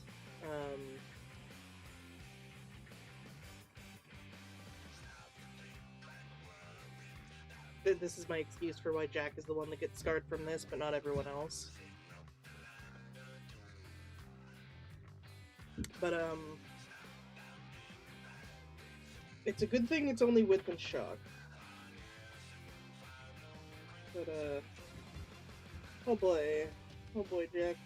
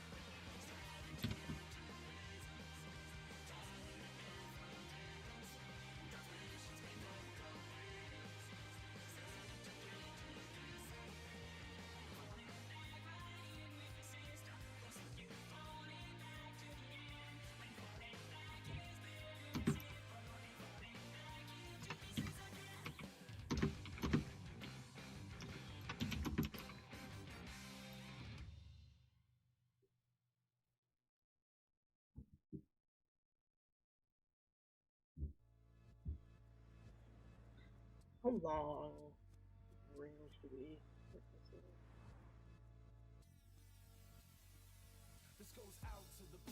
So I don't know if this will hit Diego, actually. Diego's not running to follow everyone, he's trying to pull out his gun to shoot it.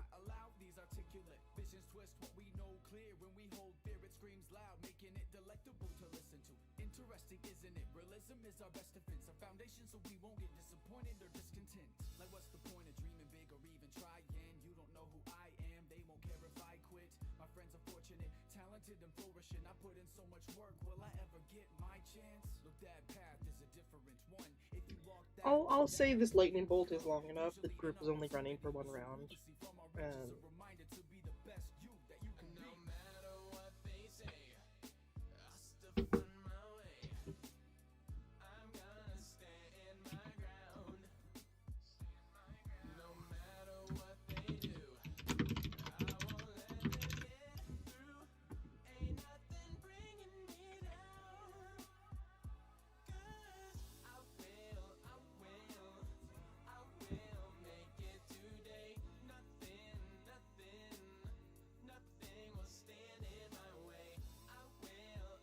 I also think this might trigger a violence check, getting a lightning bolt right to the face.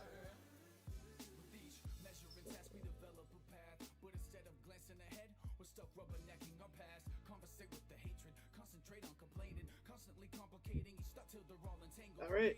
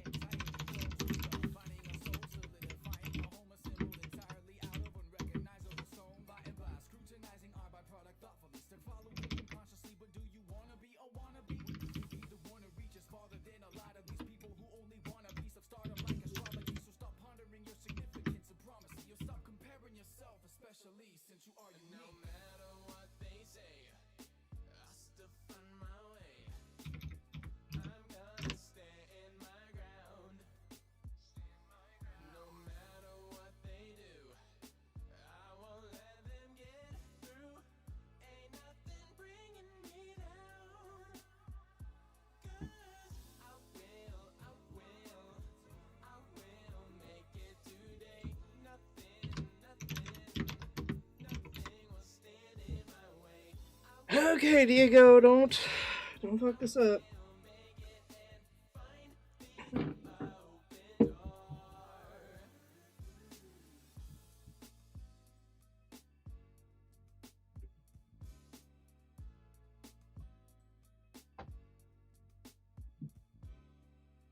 Let's see, Moa.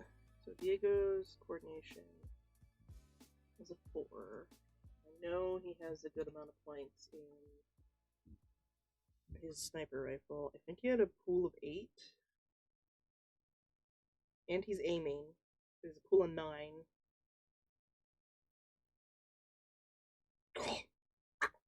Disgusting. 2 10s, 2 6s, 2 4s.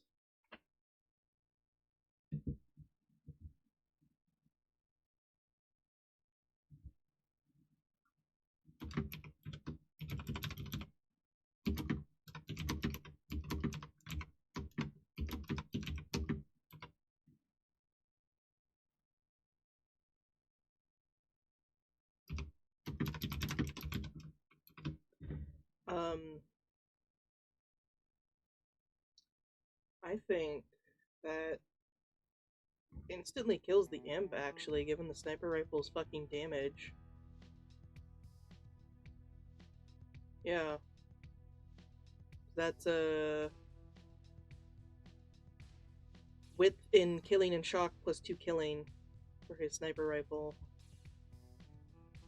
That explodes its head. Good job, Diego. He did something.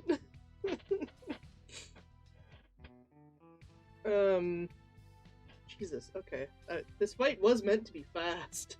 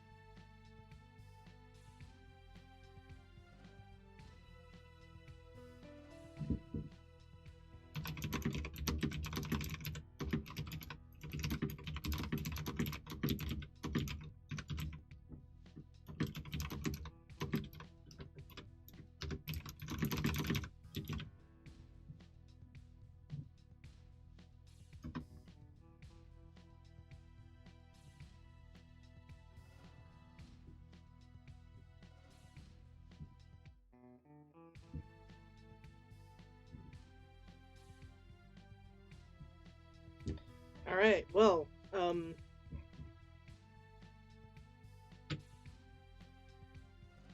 that is overkill.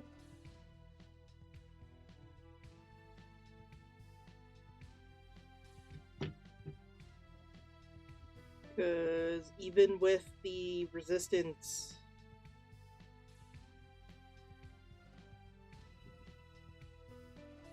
that, yeah, that's a little much. That's 4 killing plus 2 shock. So even if you minus the killing, the 2 more shock still fill that bubble. So, yeah, no, that imp's dead.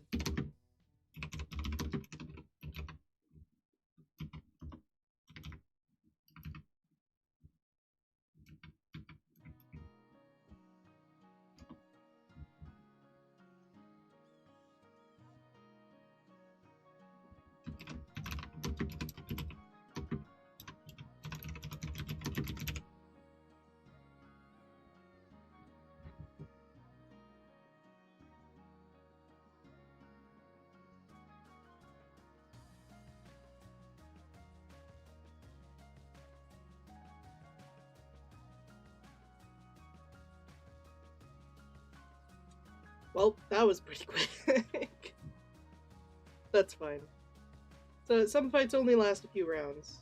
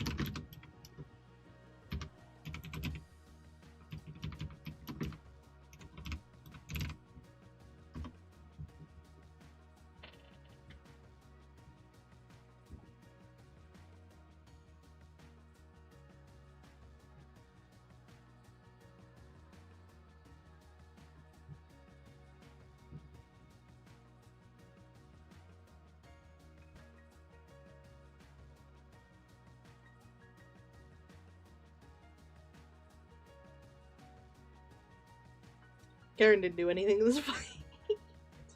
That's fine.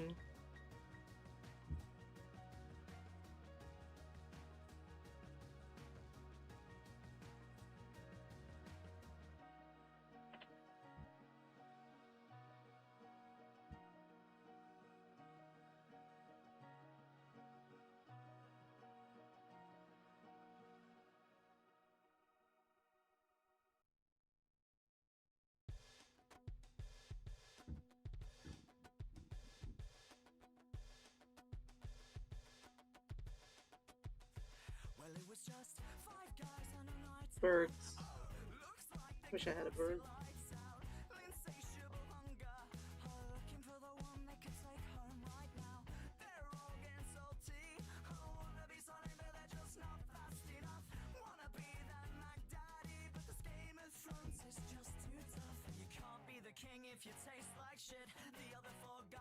Actually, no. Why would Jack throw something? He just got a gun.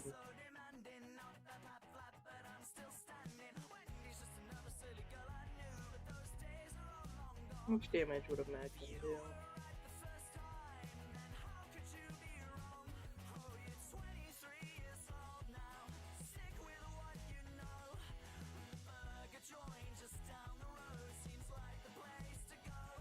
Killing shot.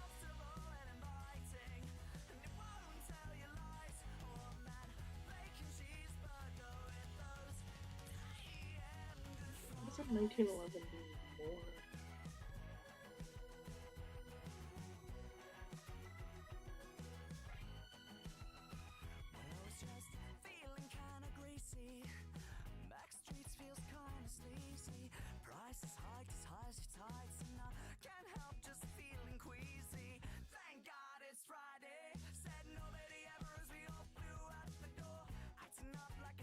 Oh, okay, so Magnum won't have +2 killing. Okay, that makes more sense.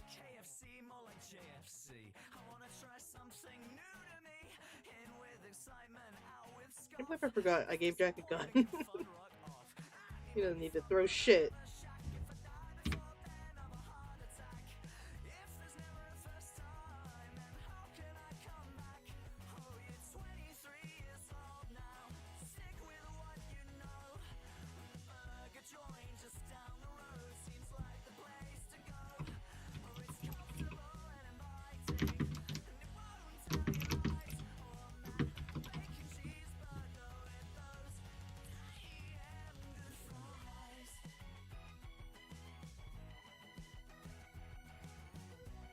God, his Magnum does as much damage as the fucking sniper.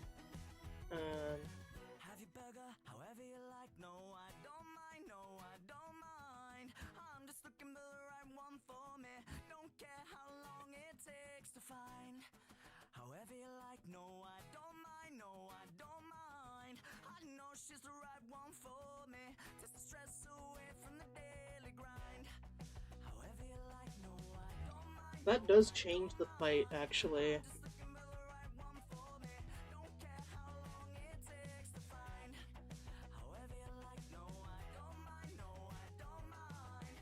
Because I'm making his wings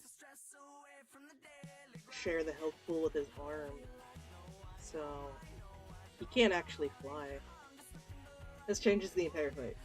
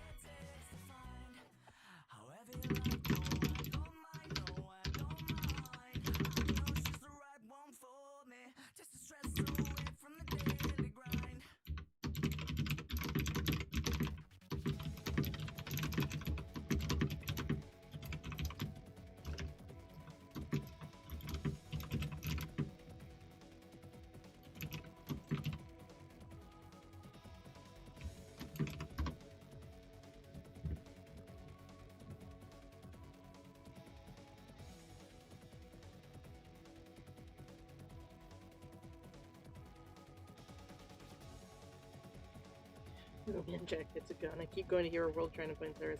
He is a hero. He is a hero! That's true, he is.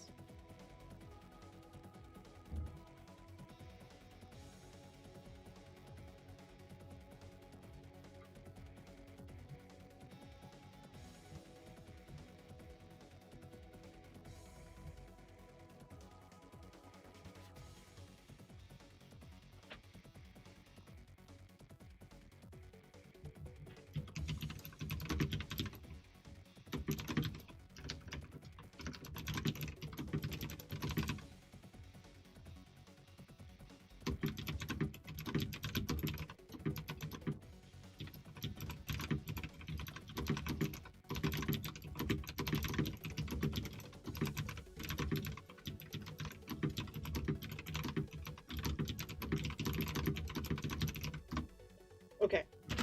Different idea.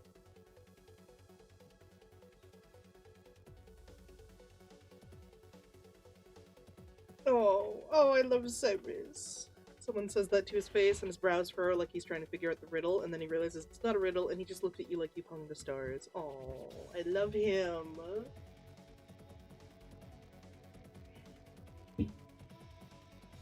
Okay, so, idea.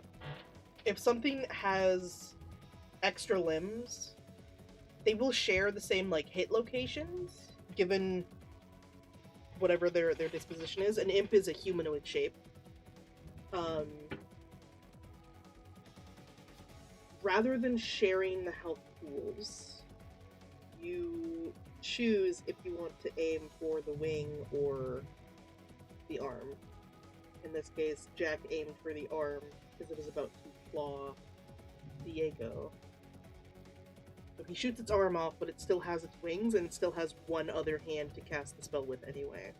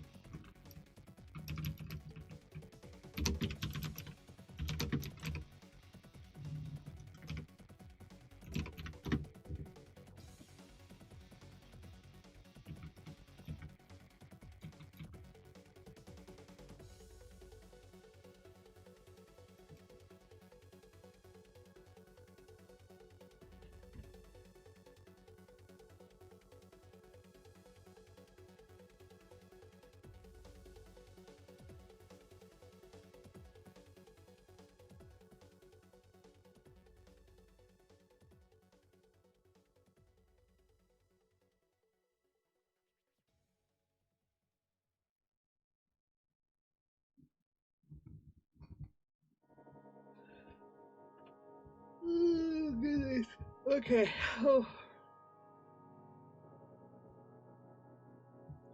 So we planned out the fight, at least. Oh, cool, a sunflower ribbon. A ribbon with sunflowers. I have a few characters represented by sunflowers. Fantastic. You're welcome.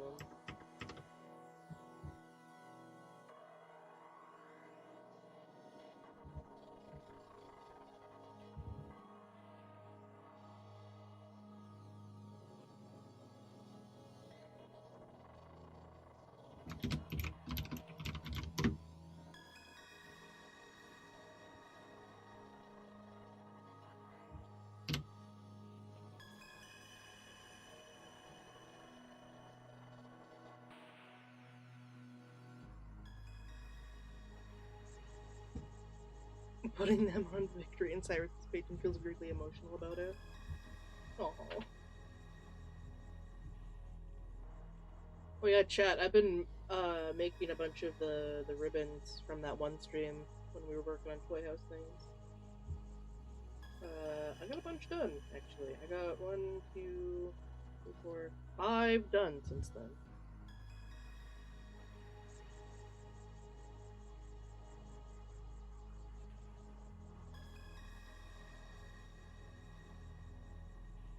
Beeping.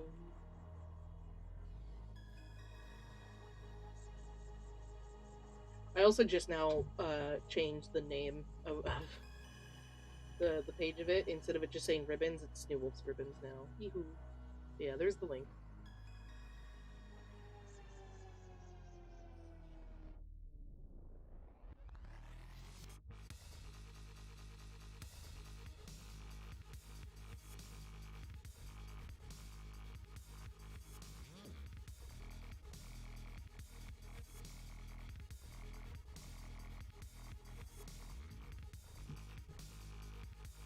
Makes everyone look at my friend's ribbon. You.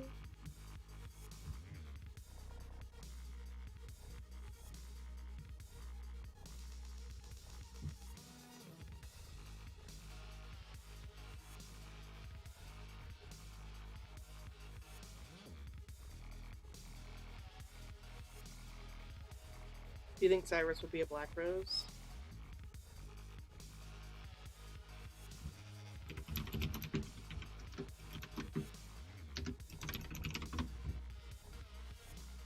Checking something, hang on.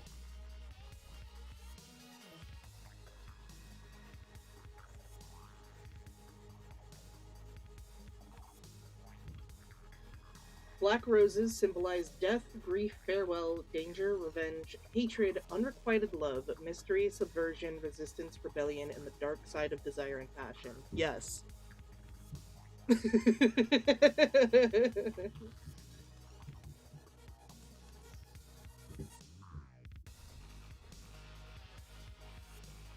Don't mind me. Just gonna...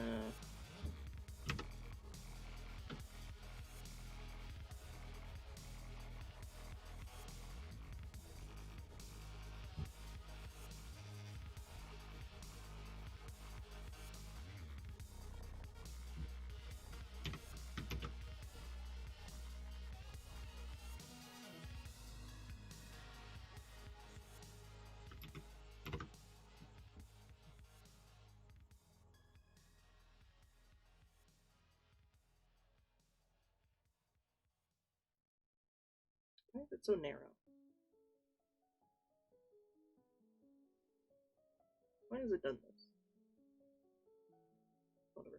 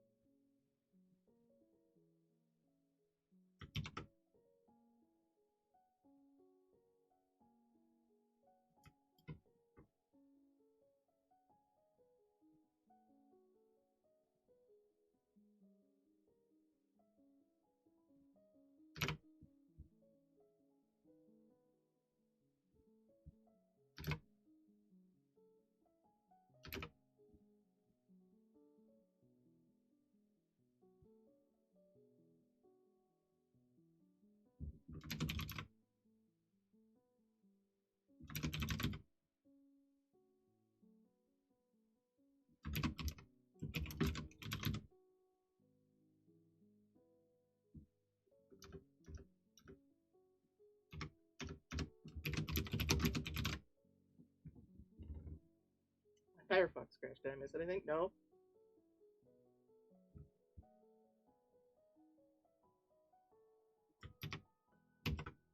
Nuh-uh.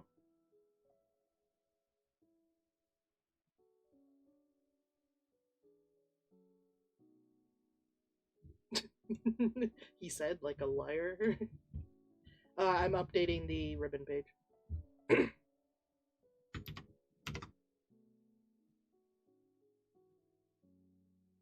Not by a lot, just adding something else to the to-do list. You know.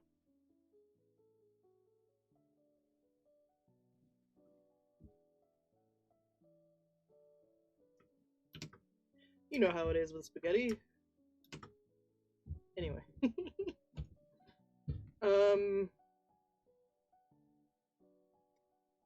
So shoots it in the arm and shoots the arm off. Slows its wing, slows the other arm.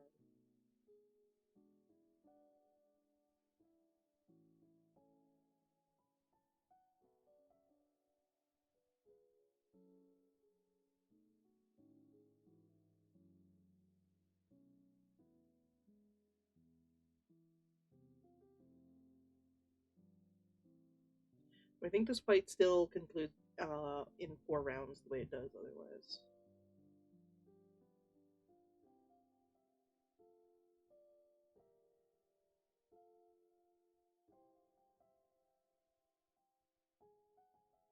So I'll put this over here. Reference on the side.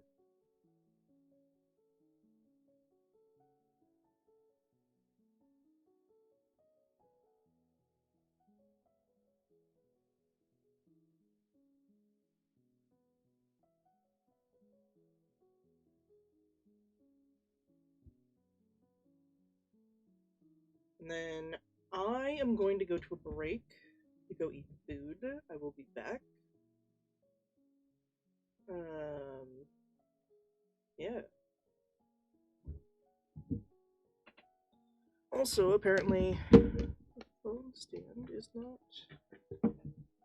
charging my phone, which is a problem.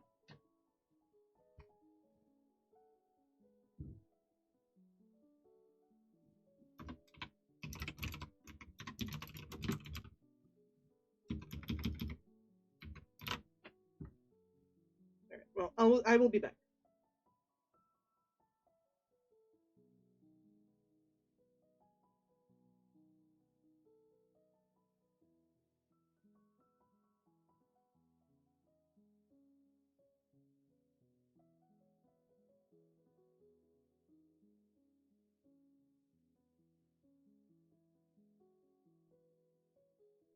What the fuck just happened? Oh, I see. Okay. My bad. Apparently I clicked the button on accident. Anyway.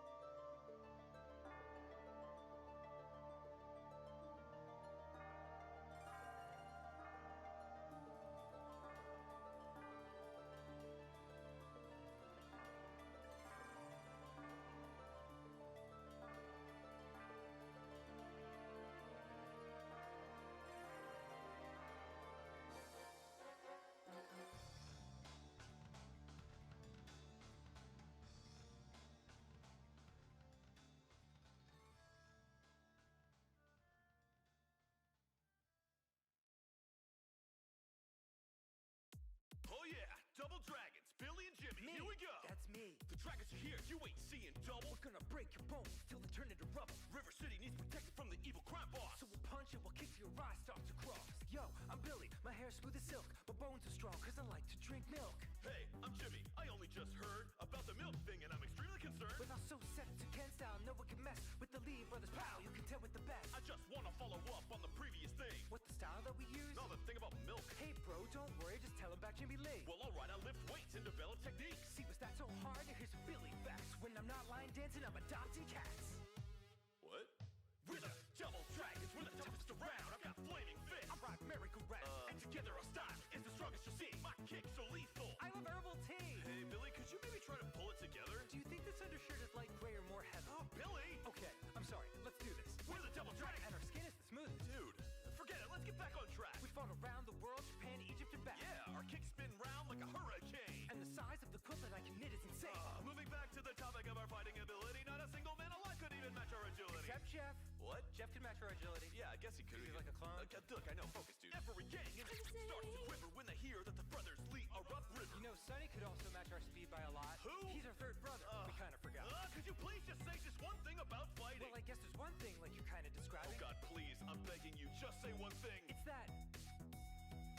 I forgot. Come on. We're the double dragons. I swear we're the best. Hey, I cut off my sleeves, so my jacket's a vest. We defeated the ghost of an Egyptian queen. And bonus, it'll take less detergent to clean. We set up our dojos in both the east and west so you can learn to fight better no matter what your address. Unless you don't want to learn to fight, and that's cool. You know, I sort of kind of wish I didn't drop out of school. Double dragons. Trust me, we're great. Did you hear you shouldn't use shampoo with sulfate? What are you talking about? What the hell is sulfate? I just heard most guys are allergic to sulfate. I can't believe Marion chose you over me. I train every night and day just so that we could be the legendary fighting duo known as the Brothers Lee. Is the song almost over? I really have to piss. All right, that's it. We're settling this once and for all. You and me, one-on-one. Well, all right. You ready? Yeah. Here I come. Okay.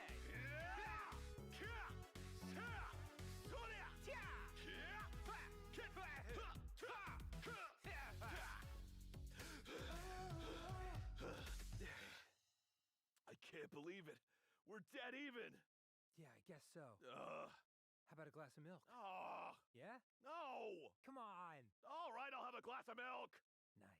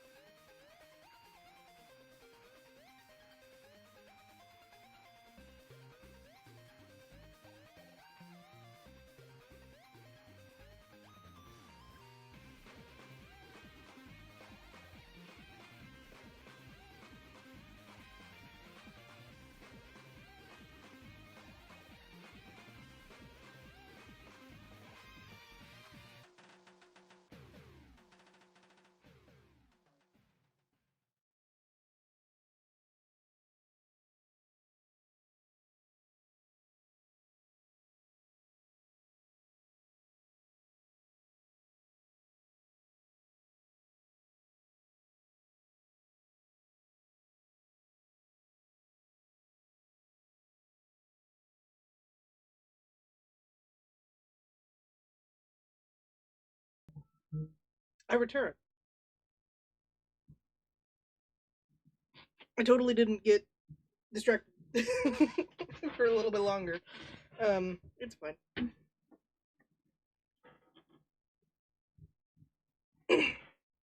Anyways,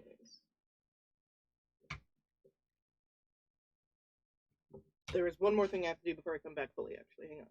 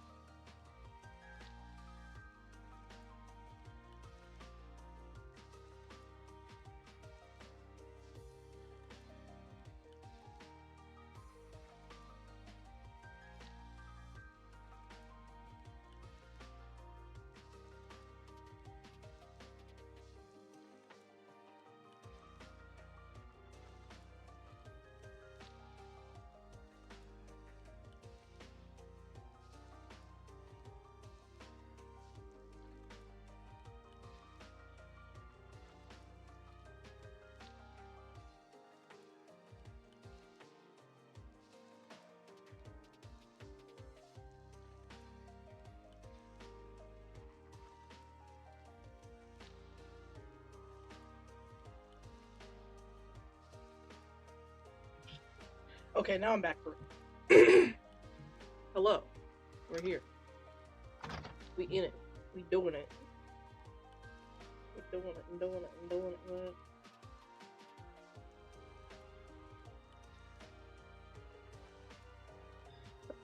it.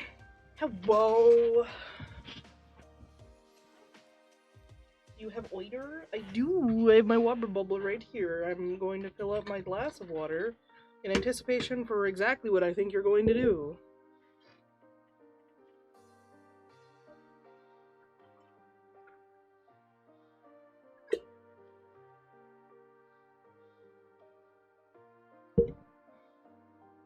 Ding to my oiter.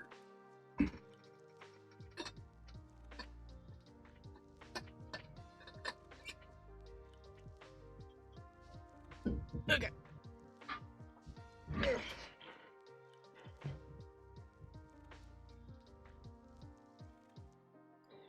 Charlotte would want you to stay hydrated. You have real water after all. Silas also.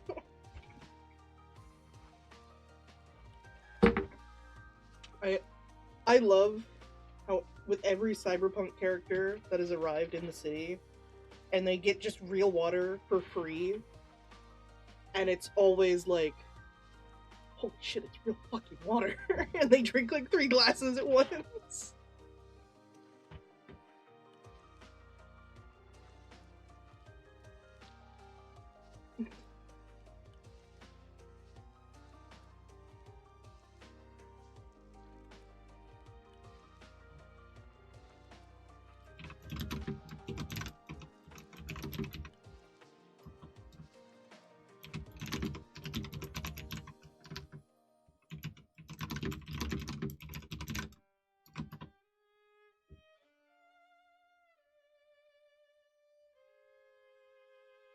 Scarlet hasn't had the chance on screen yet, but we know she stood under that shower mouth open.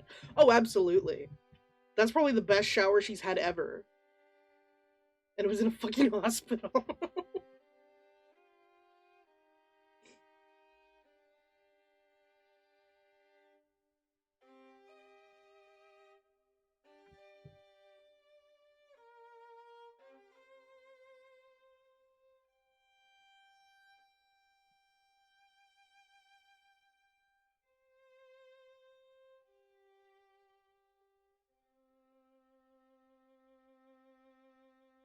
Fuck you! Thank you, Nero.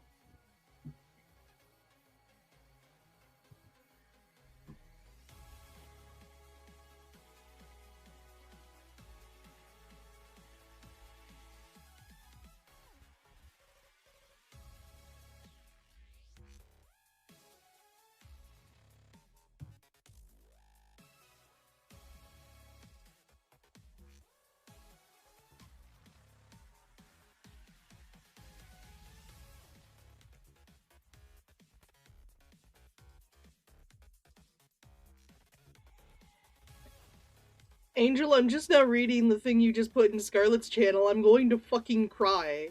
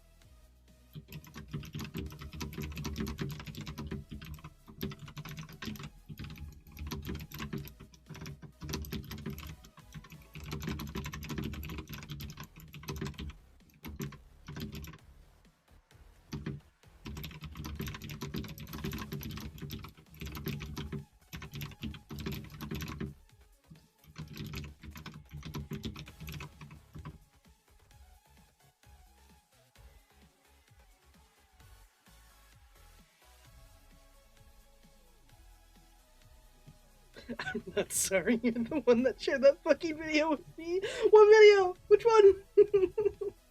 Oh, the fucking, oh, the tough girl video. Right. Yeah, you know, it's not as fun when I'm the one getting stabbed.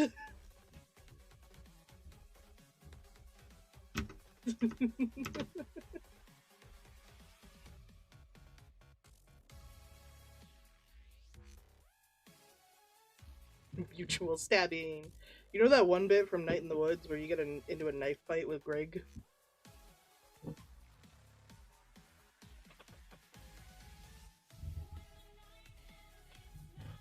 Ugh. Sparkling water finished.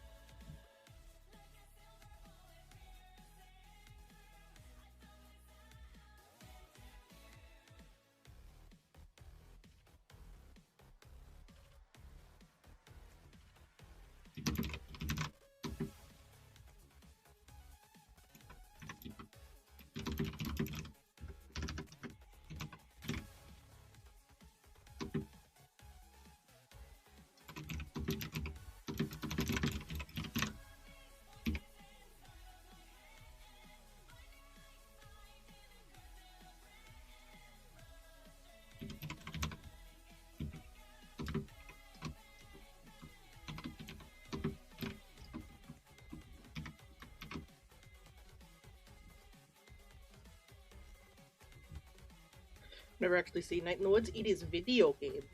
You play Night in the Woods.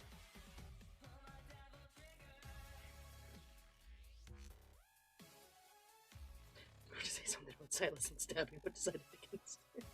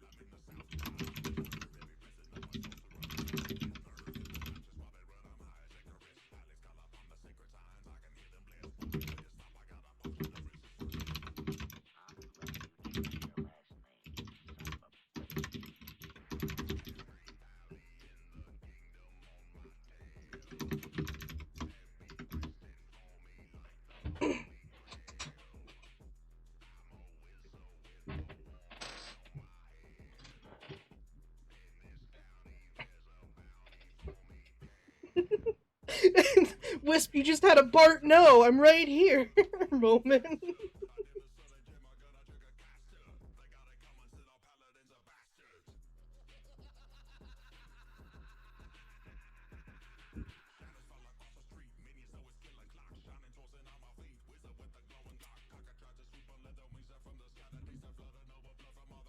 What's that gun cocking noise so much louder than everything else in the song?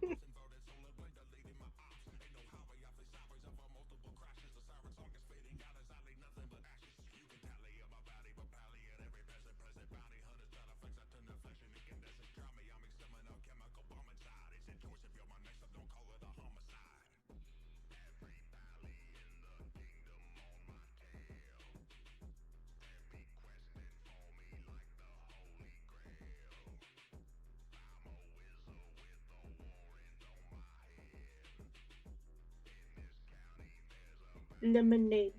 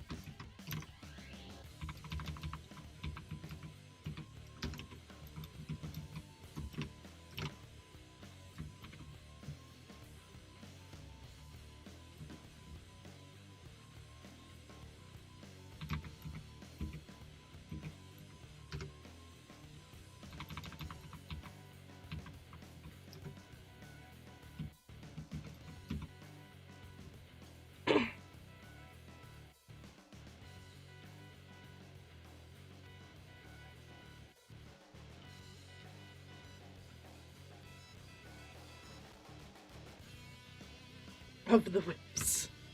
Why do they call it oven? When you oven the cold food, about hot eat the food. Yes.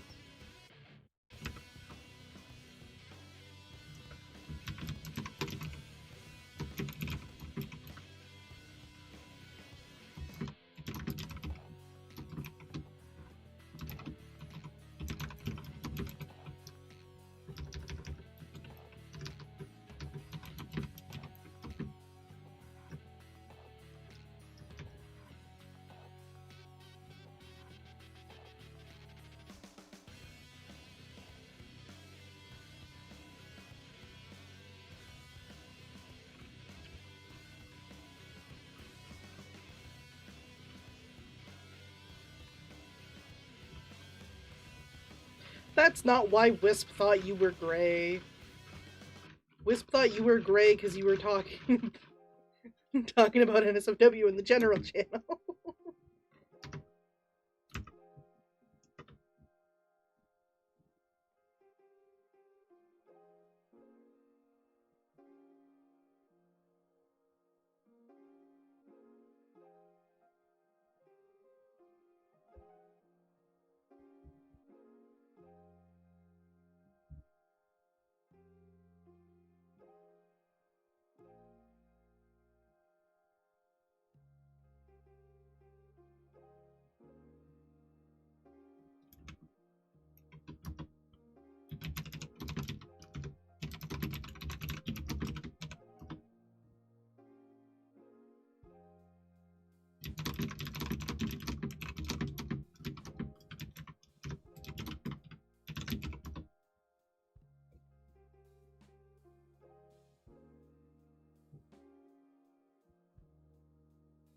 He just asked me his VTuber get all wide-eyed.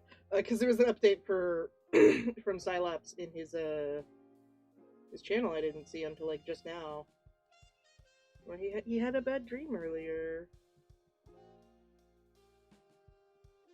What's that? Like that was a couple hours ago, so I was just now seeing this.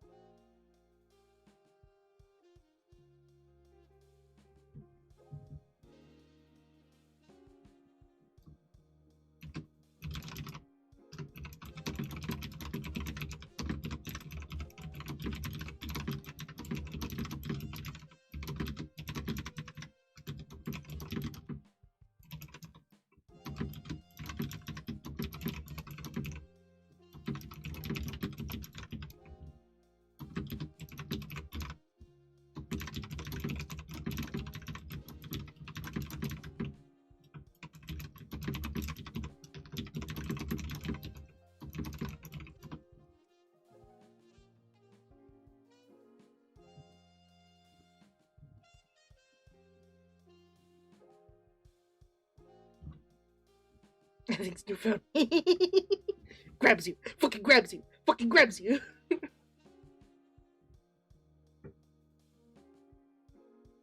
Anyways.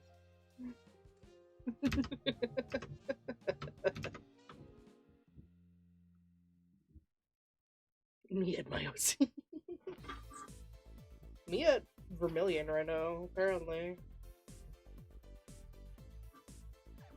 It's so funny. The last, like, 2 weeks, I had been actively avoiding thinking about Vermilion because I was so antsy about the Cyberpunk session that we were going to last have. Like, I was so antsy about Wednesday, and I was just like, no, I don't want to think about Vermilion. No, I'm stressed out. No. Cyberpunk. And then now it's just like, haha. Haha, Vermilion, one of my dollies. She called him Mama. She did. Because of his hair. He got big hair.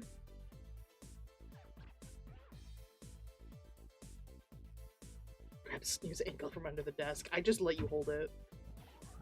Don't be weird down there.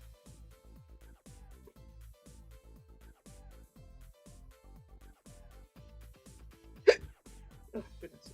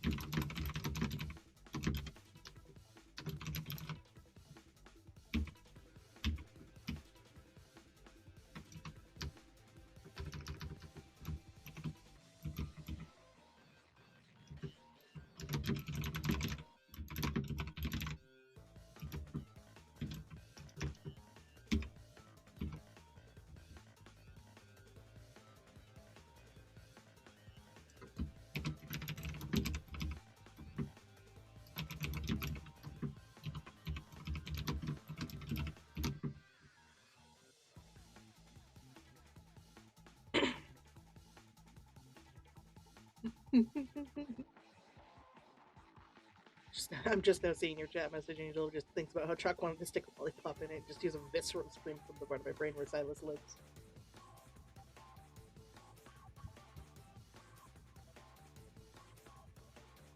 Poor Silas. Getting bullied all the time. Just for being stinky.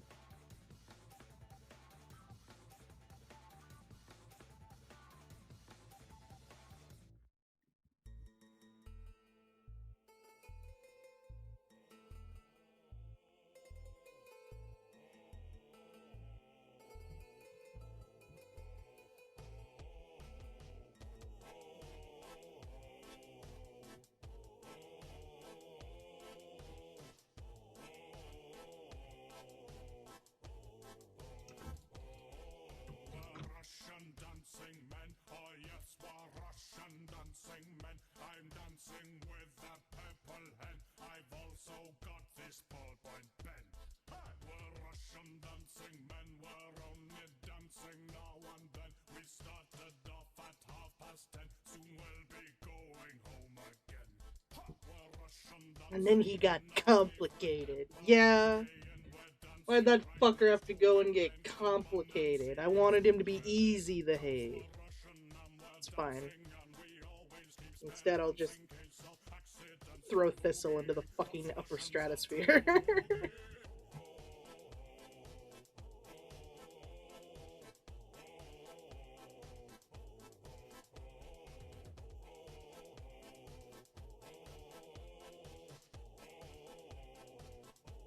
It's also like, Angel, you and I have basically like influenced each other's definitions for like when a character is evil or not. And it's our quote unquote evil characters are less like there is an intrinsic like idea of like good or evil, and it's more so like a character is evil, quote unquote, because they're selfish. And they are countlessly selfish all the time. Fucking Cheshire the motherfucker. Yeah. Yeah, Cheshire is my Silos to you, isn't it?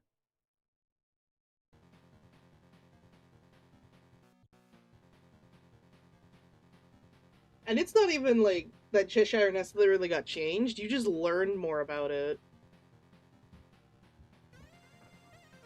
I definitely feel the fact that it Cheshire is something that came from meta, I think, was a big influence.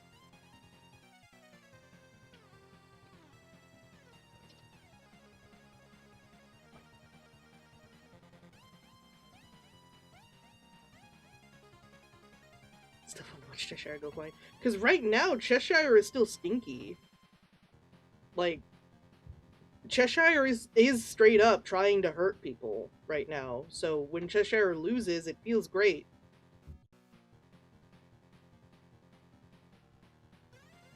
Because the thing is like when Cheshire loses, it's typically more of an embarrassment to Cheshire rather than like actual loss. Because Cheshire isn't losing things it cares about. Cheshire is losing assets it was trying to acquire. Stretch my wrist. Fucker's still on Fawn. Cheshire coerced Fawn, let's be honest. Like, Fawn was put into a really hard place. Which is, it cares about things. It doesn't care about people. I'll say that. But it does care about essentially the origin of its purpose. Because if it didn't, it would not have nearly as much motivation to do the things that it's doing. Cheshire, so Cheshire was created to erase Ash's memory of meta-knowledge. That was the sole reason that Cheshire came into existence. And that is the sole purpose that Cheshire is dedicating itself to. In the city, given the amount of time that both it and Ash have existed there, it probably could have pulled something over on her. The problem is, what happens in the city doesn't matter. Meta knowledge? How did someone meet a knowledge? Well, if you open a book. But, like, again, the things that happen in the city don't matter because that's not. The things that happen in the city don't have any ties to the canonical stories. The city is basically just a sort of fun little sandbox. And for a good amount of the characters, they already know and understand this of, like, you know, what happens in the city doesn't matter in my real world. For some characters who don't have home worlds anymore, for example, World of Horror Karen, what happens in the city matters because you believe it matters, and there's... It's not Eternus encroaching. I can't wait for a piece of Eternus to show up in your district, and then Meta gets to have nightmares. But yeah, for someone like World Horror Karen, where her world doesn't exist anymore, all that matters is what happens in the city. The city, for someone like World of Horror Karen, is all there is for her anymore. Because she's not going to have any updating memories.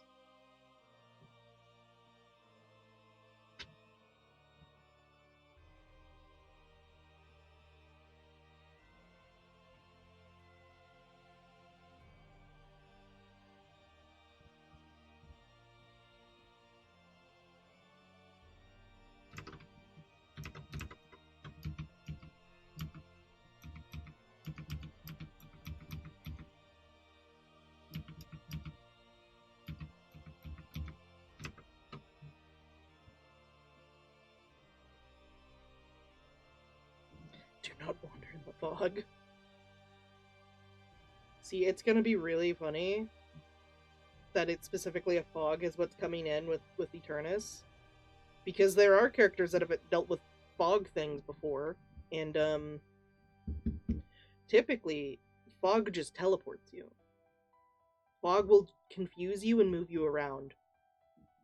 So...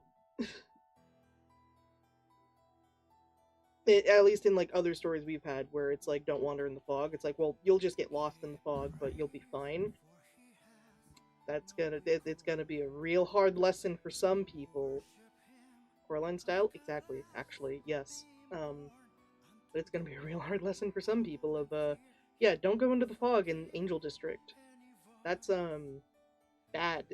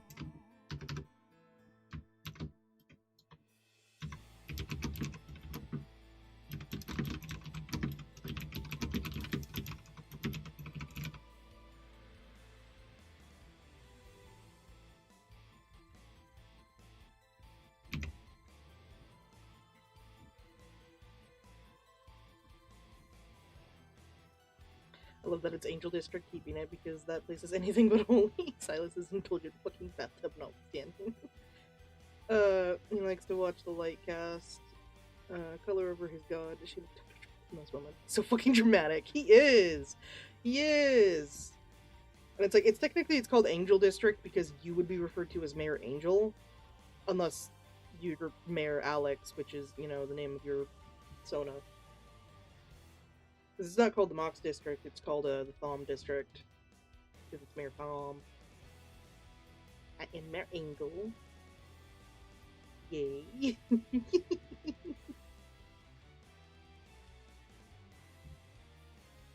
Flutters my wings prettily.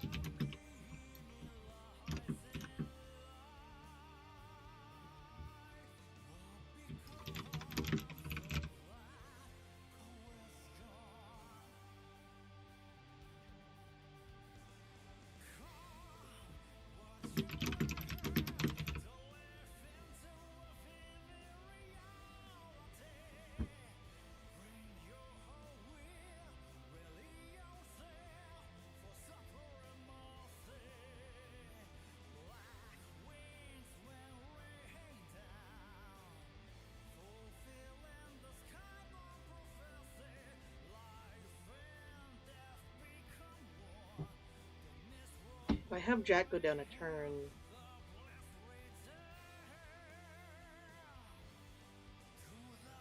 Yeah, this thing is not going to hit Diego with its attack, actually. So Jack goes down a turn. Karen follows him. Diego's aiming for the imp, so it's staying above the wall. Esteban gets her on the turn. And then the imp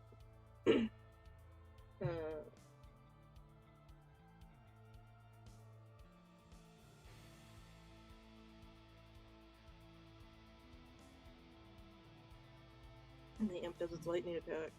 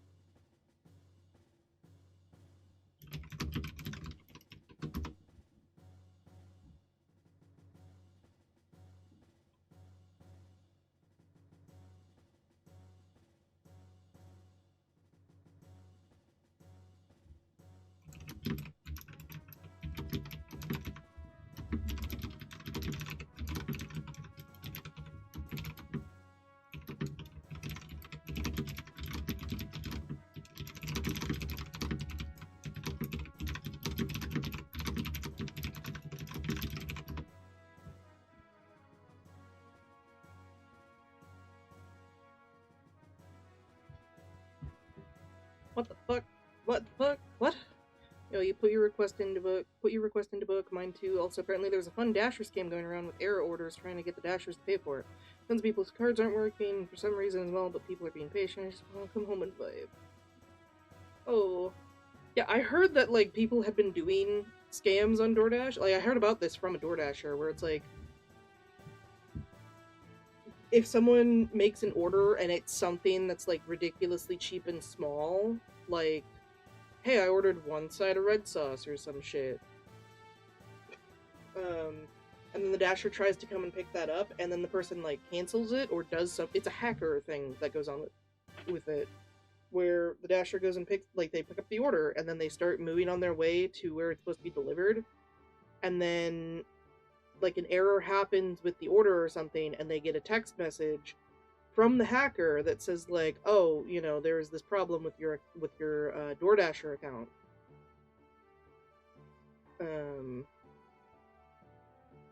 And it's basically just a way to try and steal the money that people earn through DoorDash, because I guess DoorDash has its own accounting system or whatever, instead of it's just, like, you get paid money directly to a bank account, which I suppose makes sense, but, you know, annoying.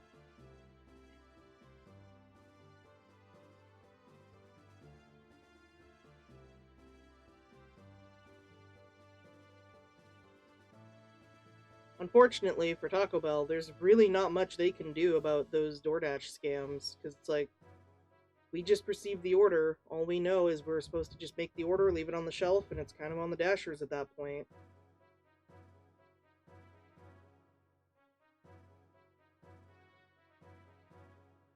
Yeah. We only have a couple more hours, at least.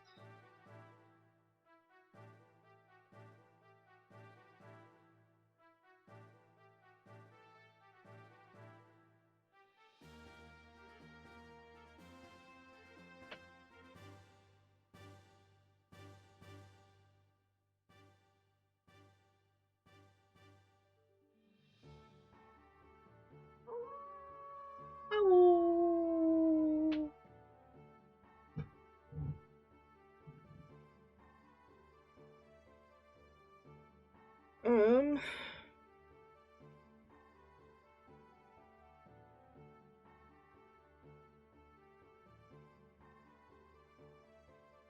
So my plan was I was gonna keep the stream going until 11. But, Chad, I'm not gonna lie. I'm tired. My Neo Geo. Ow!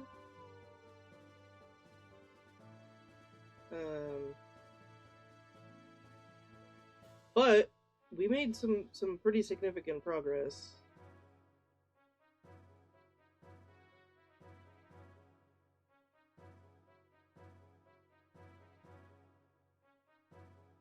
Yeah, we scripted out 5 pages plus 1, 2, 3, 4 pages that are non-linear.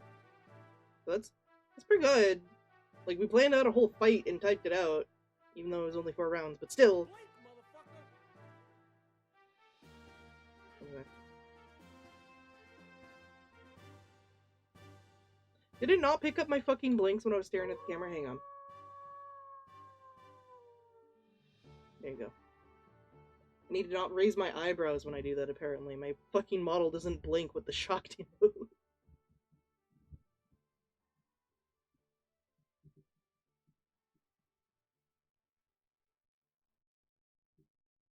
Messing with my toggles, hang on. These aren't holds, apparently. Haha, hardy har har. Call you lacking. Fuck are you? Also, I will.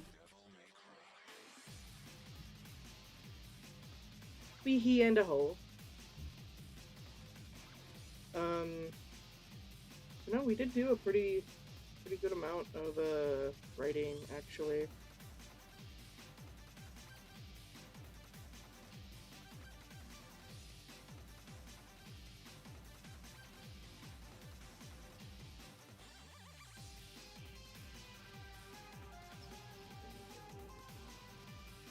Yeah, we got 9 pages done with scripting.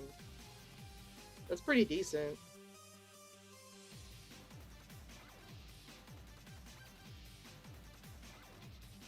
Plus the fighting stuff.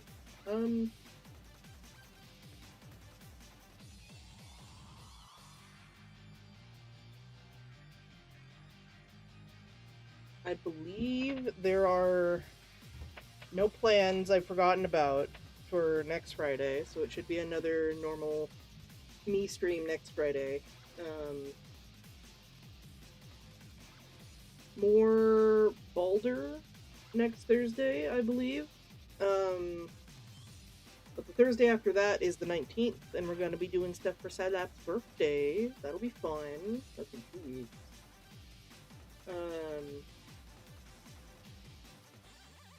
And again, up to circumstance on if there's a stream on Monday or Wednesday.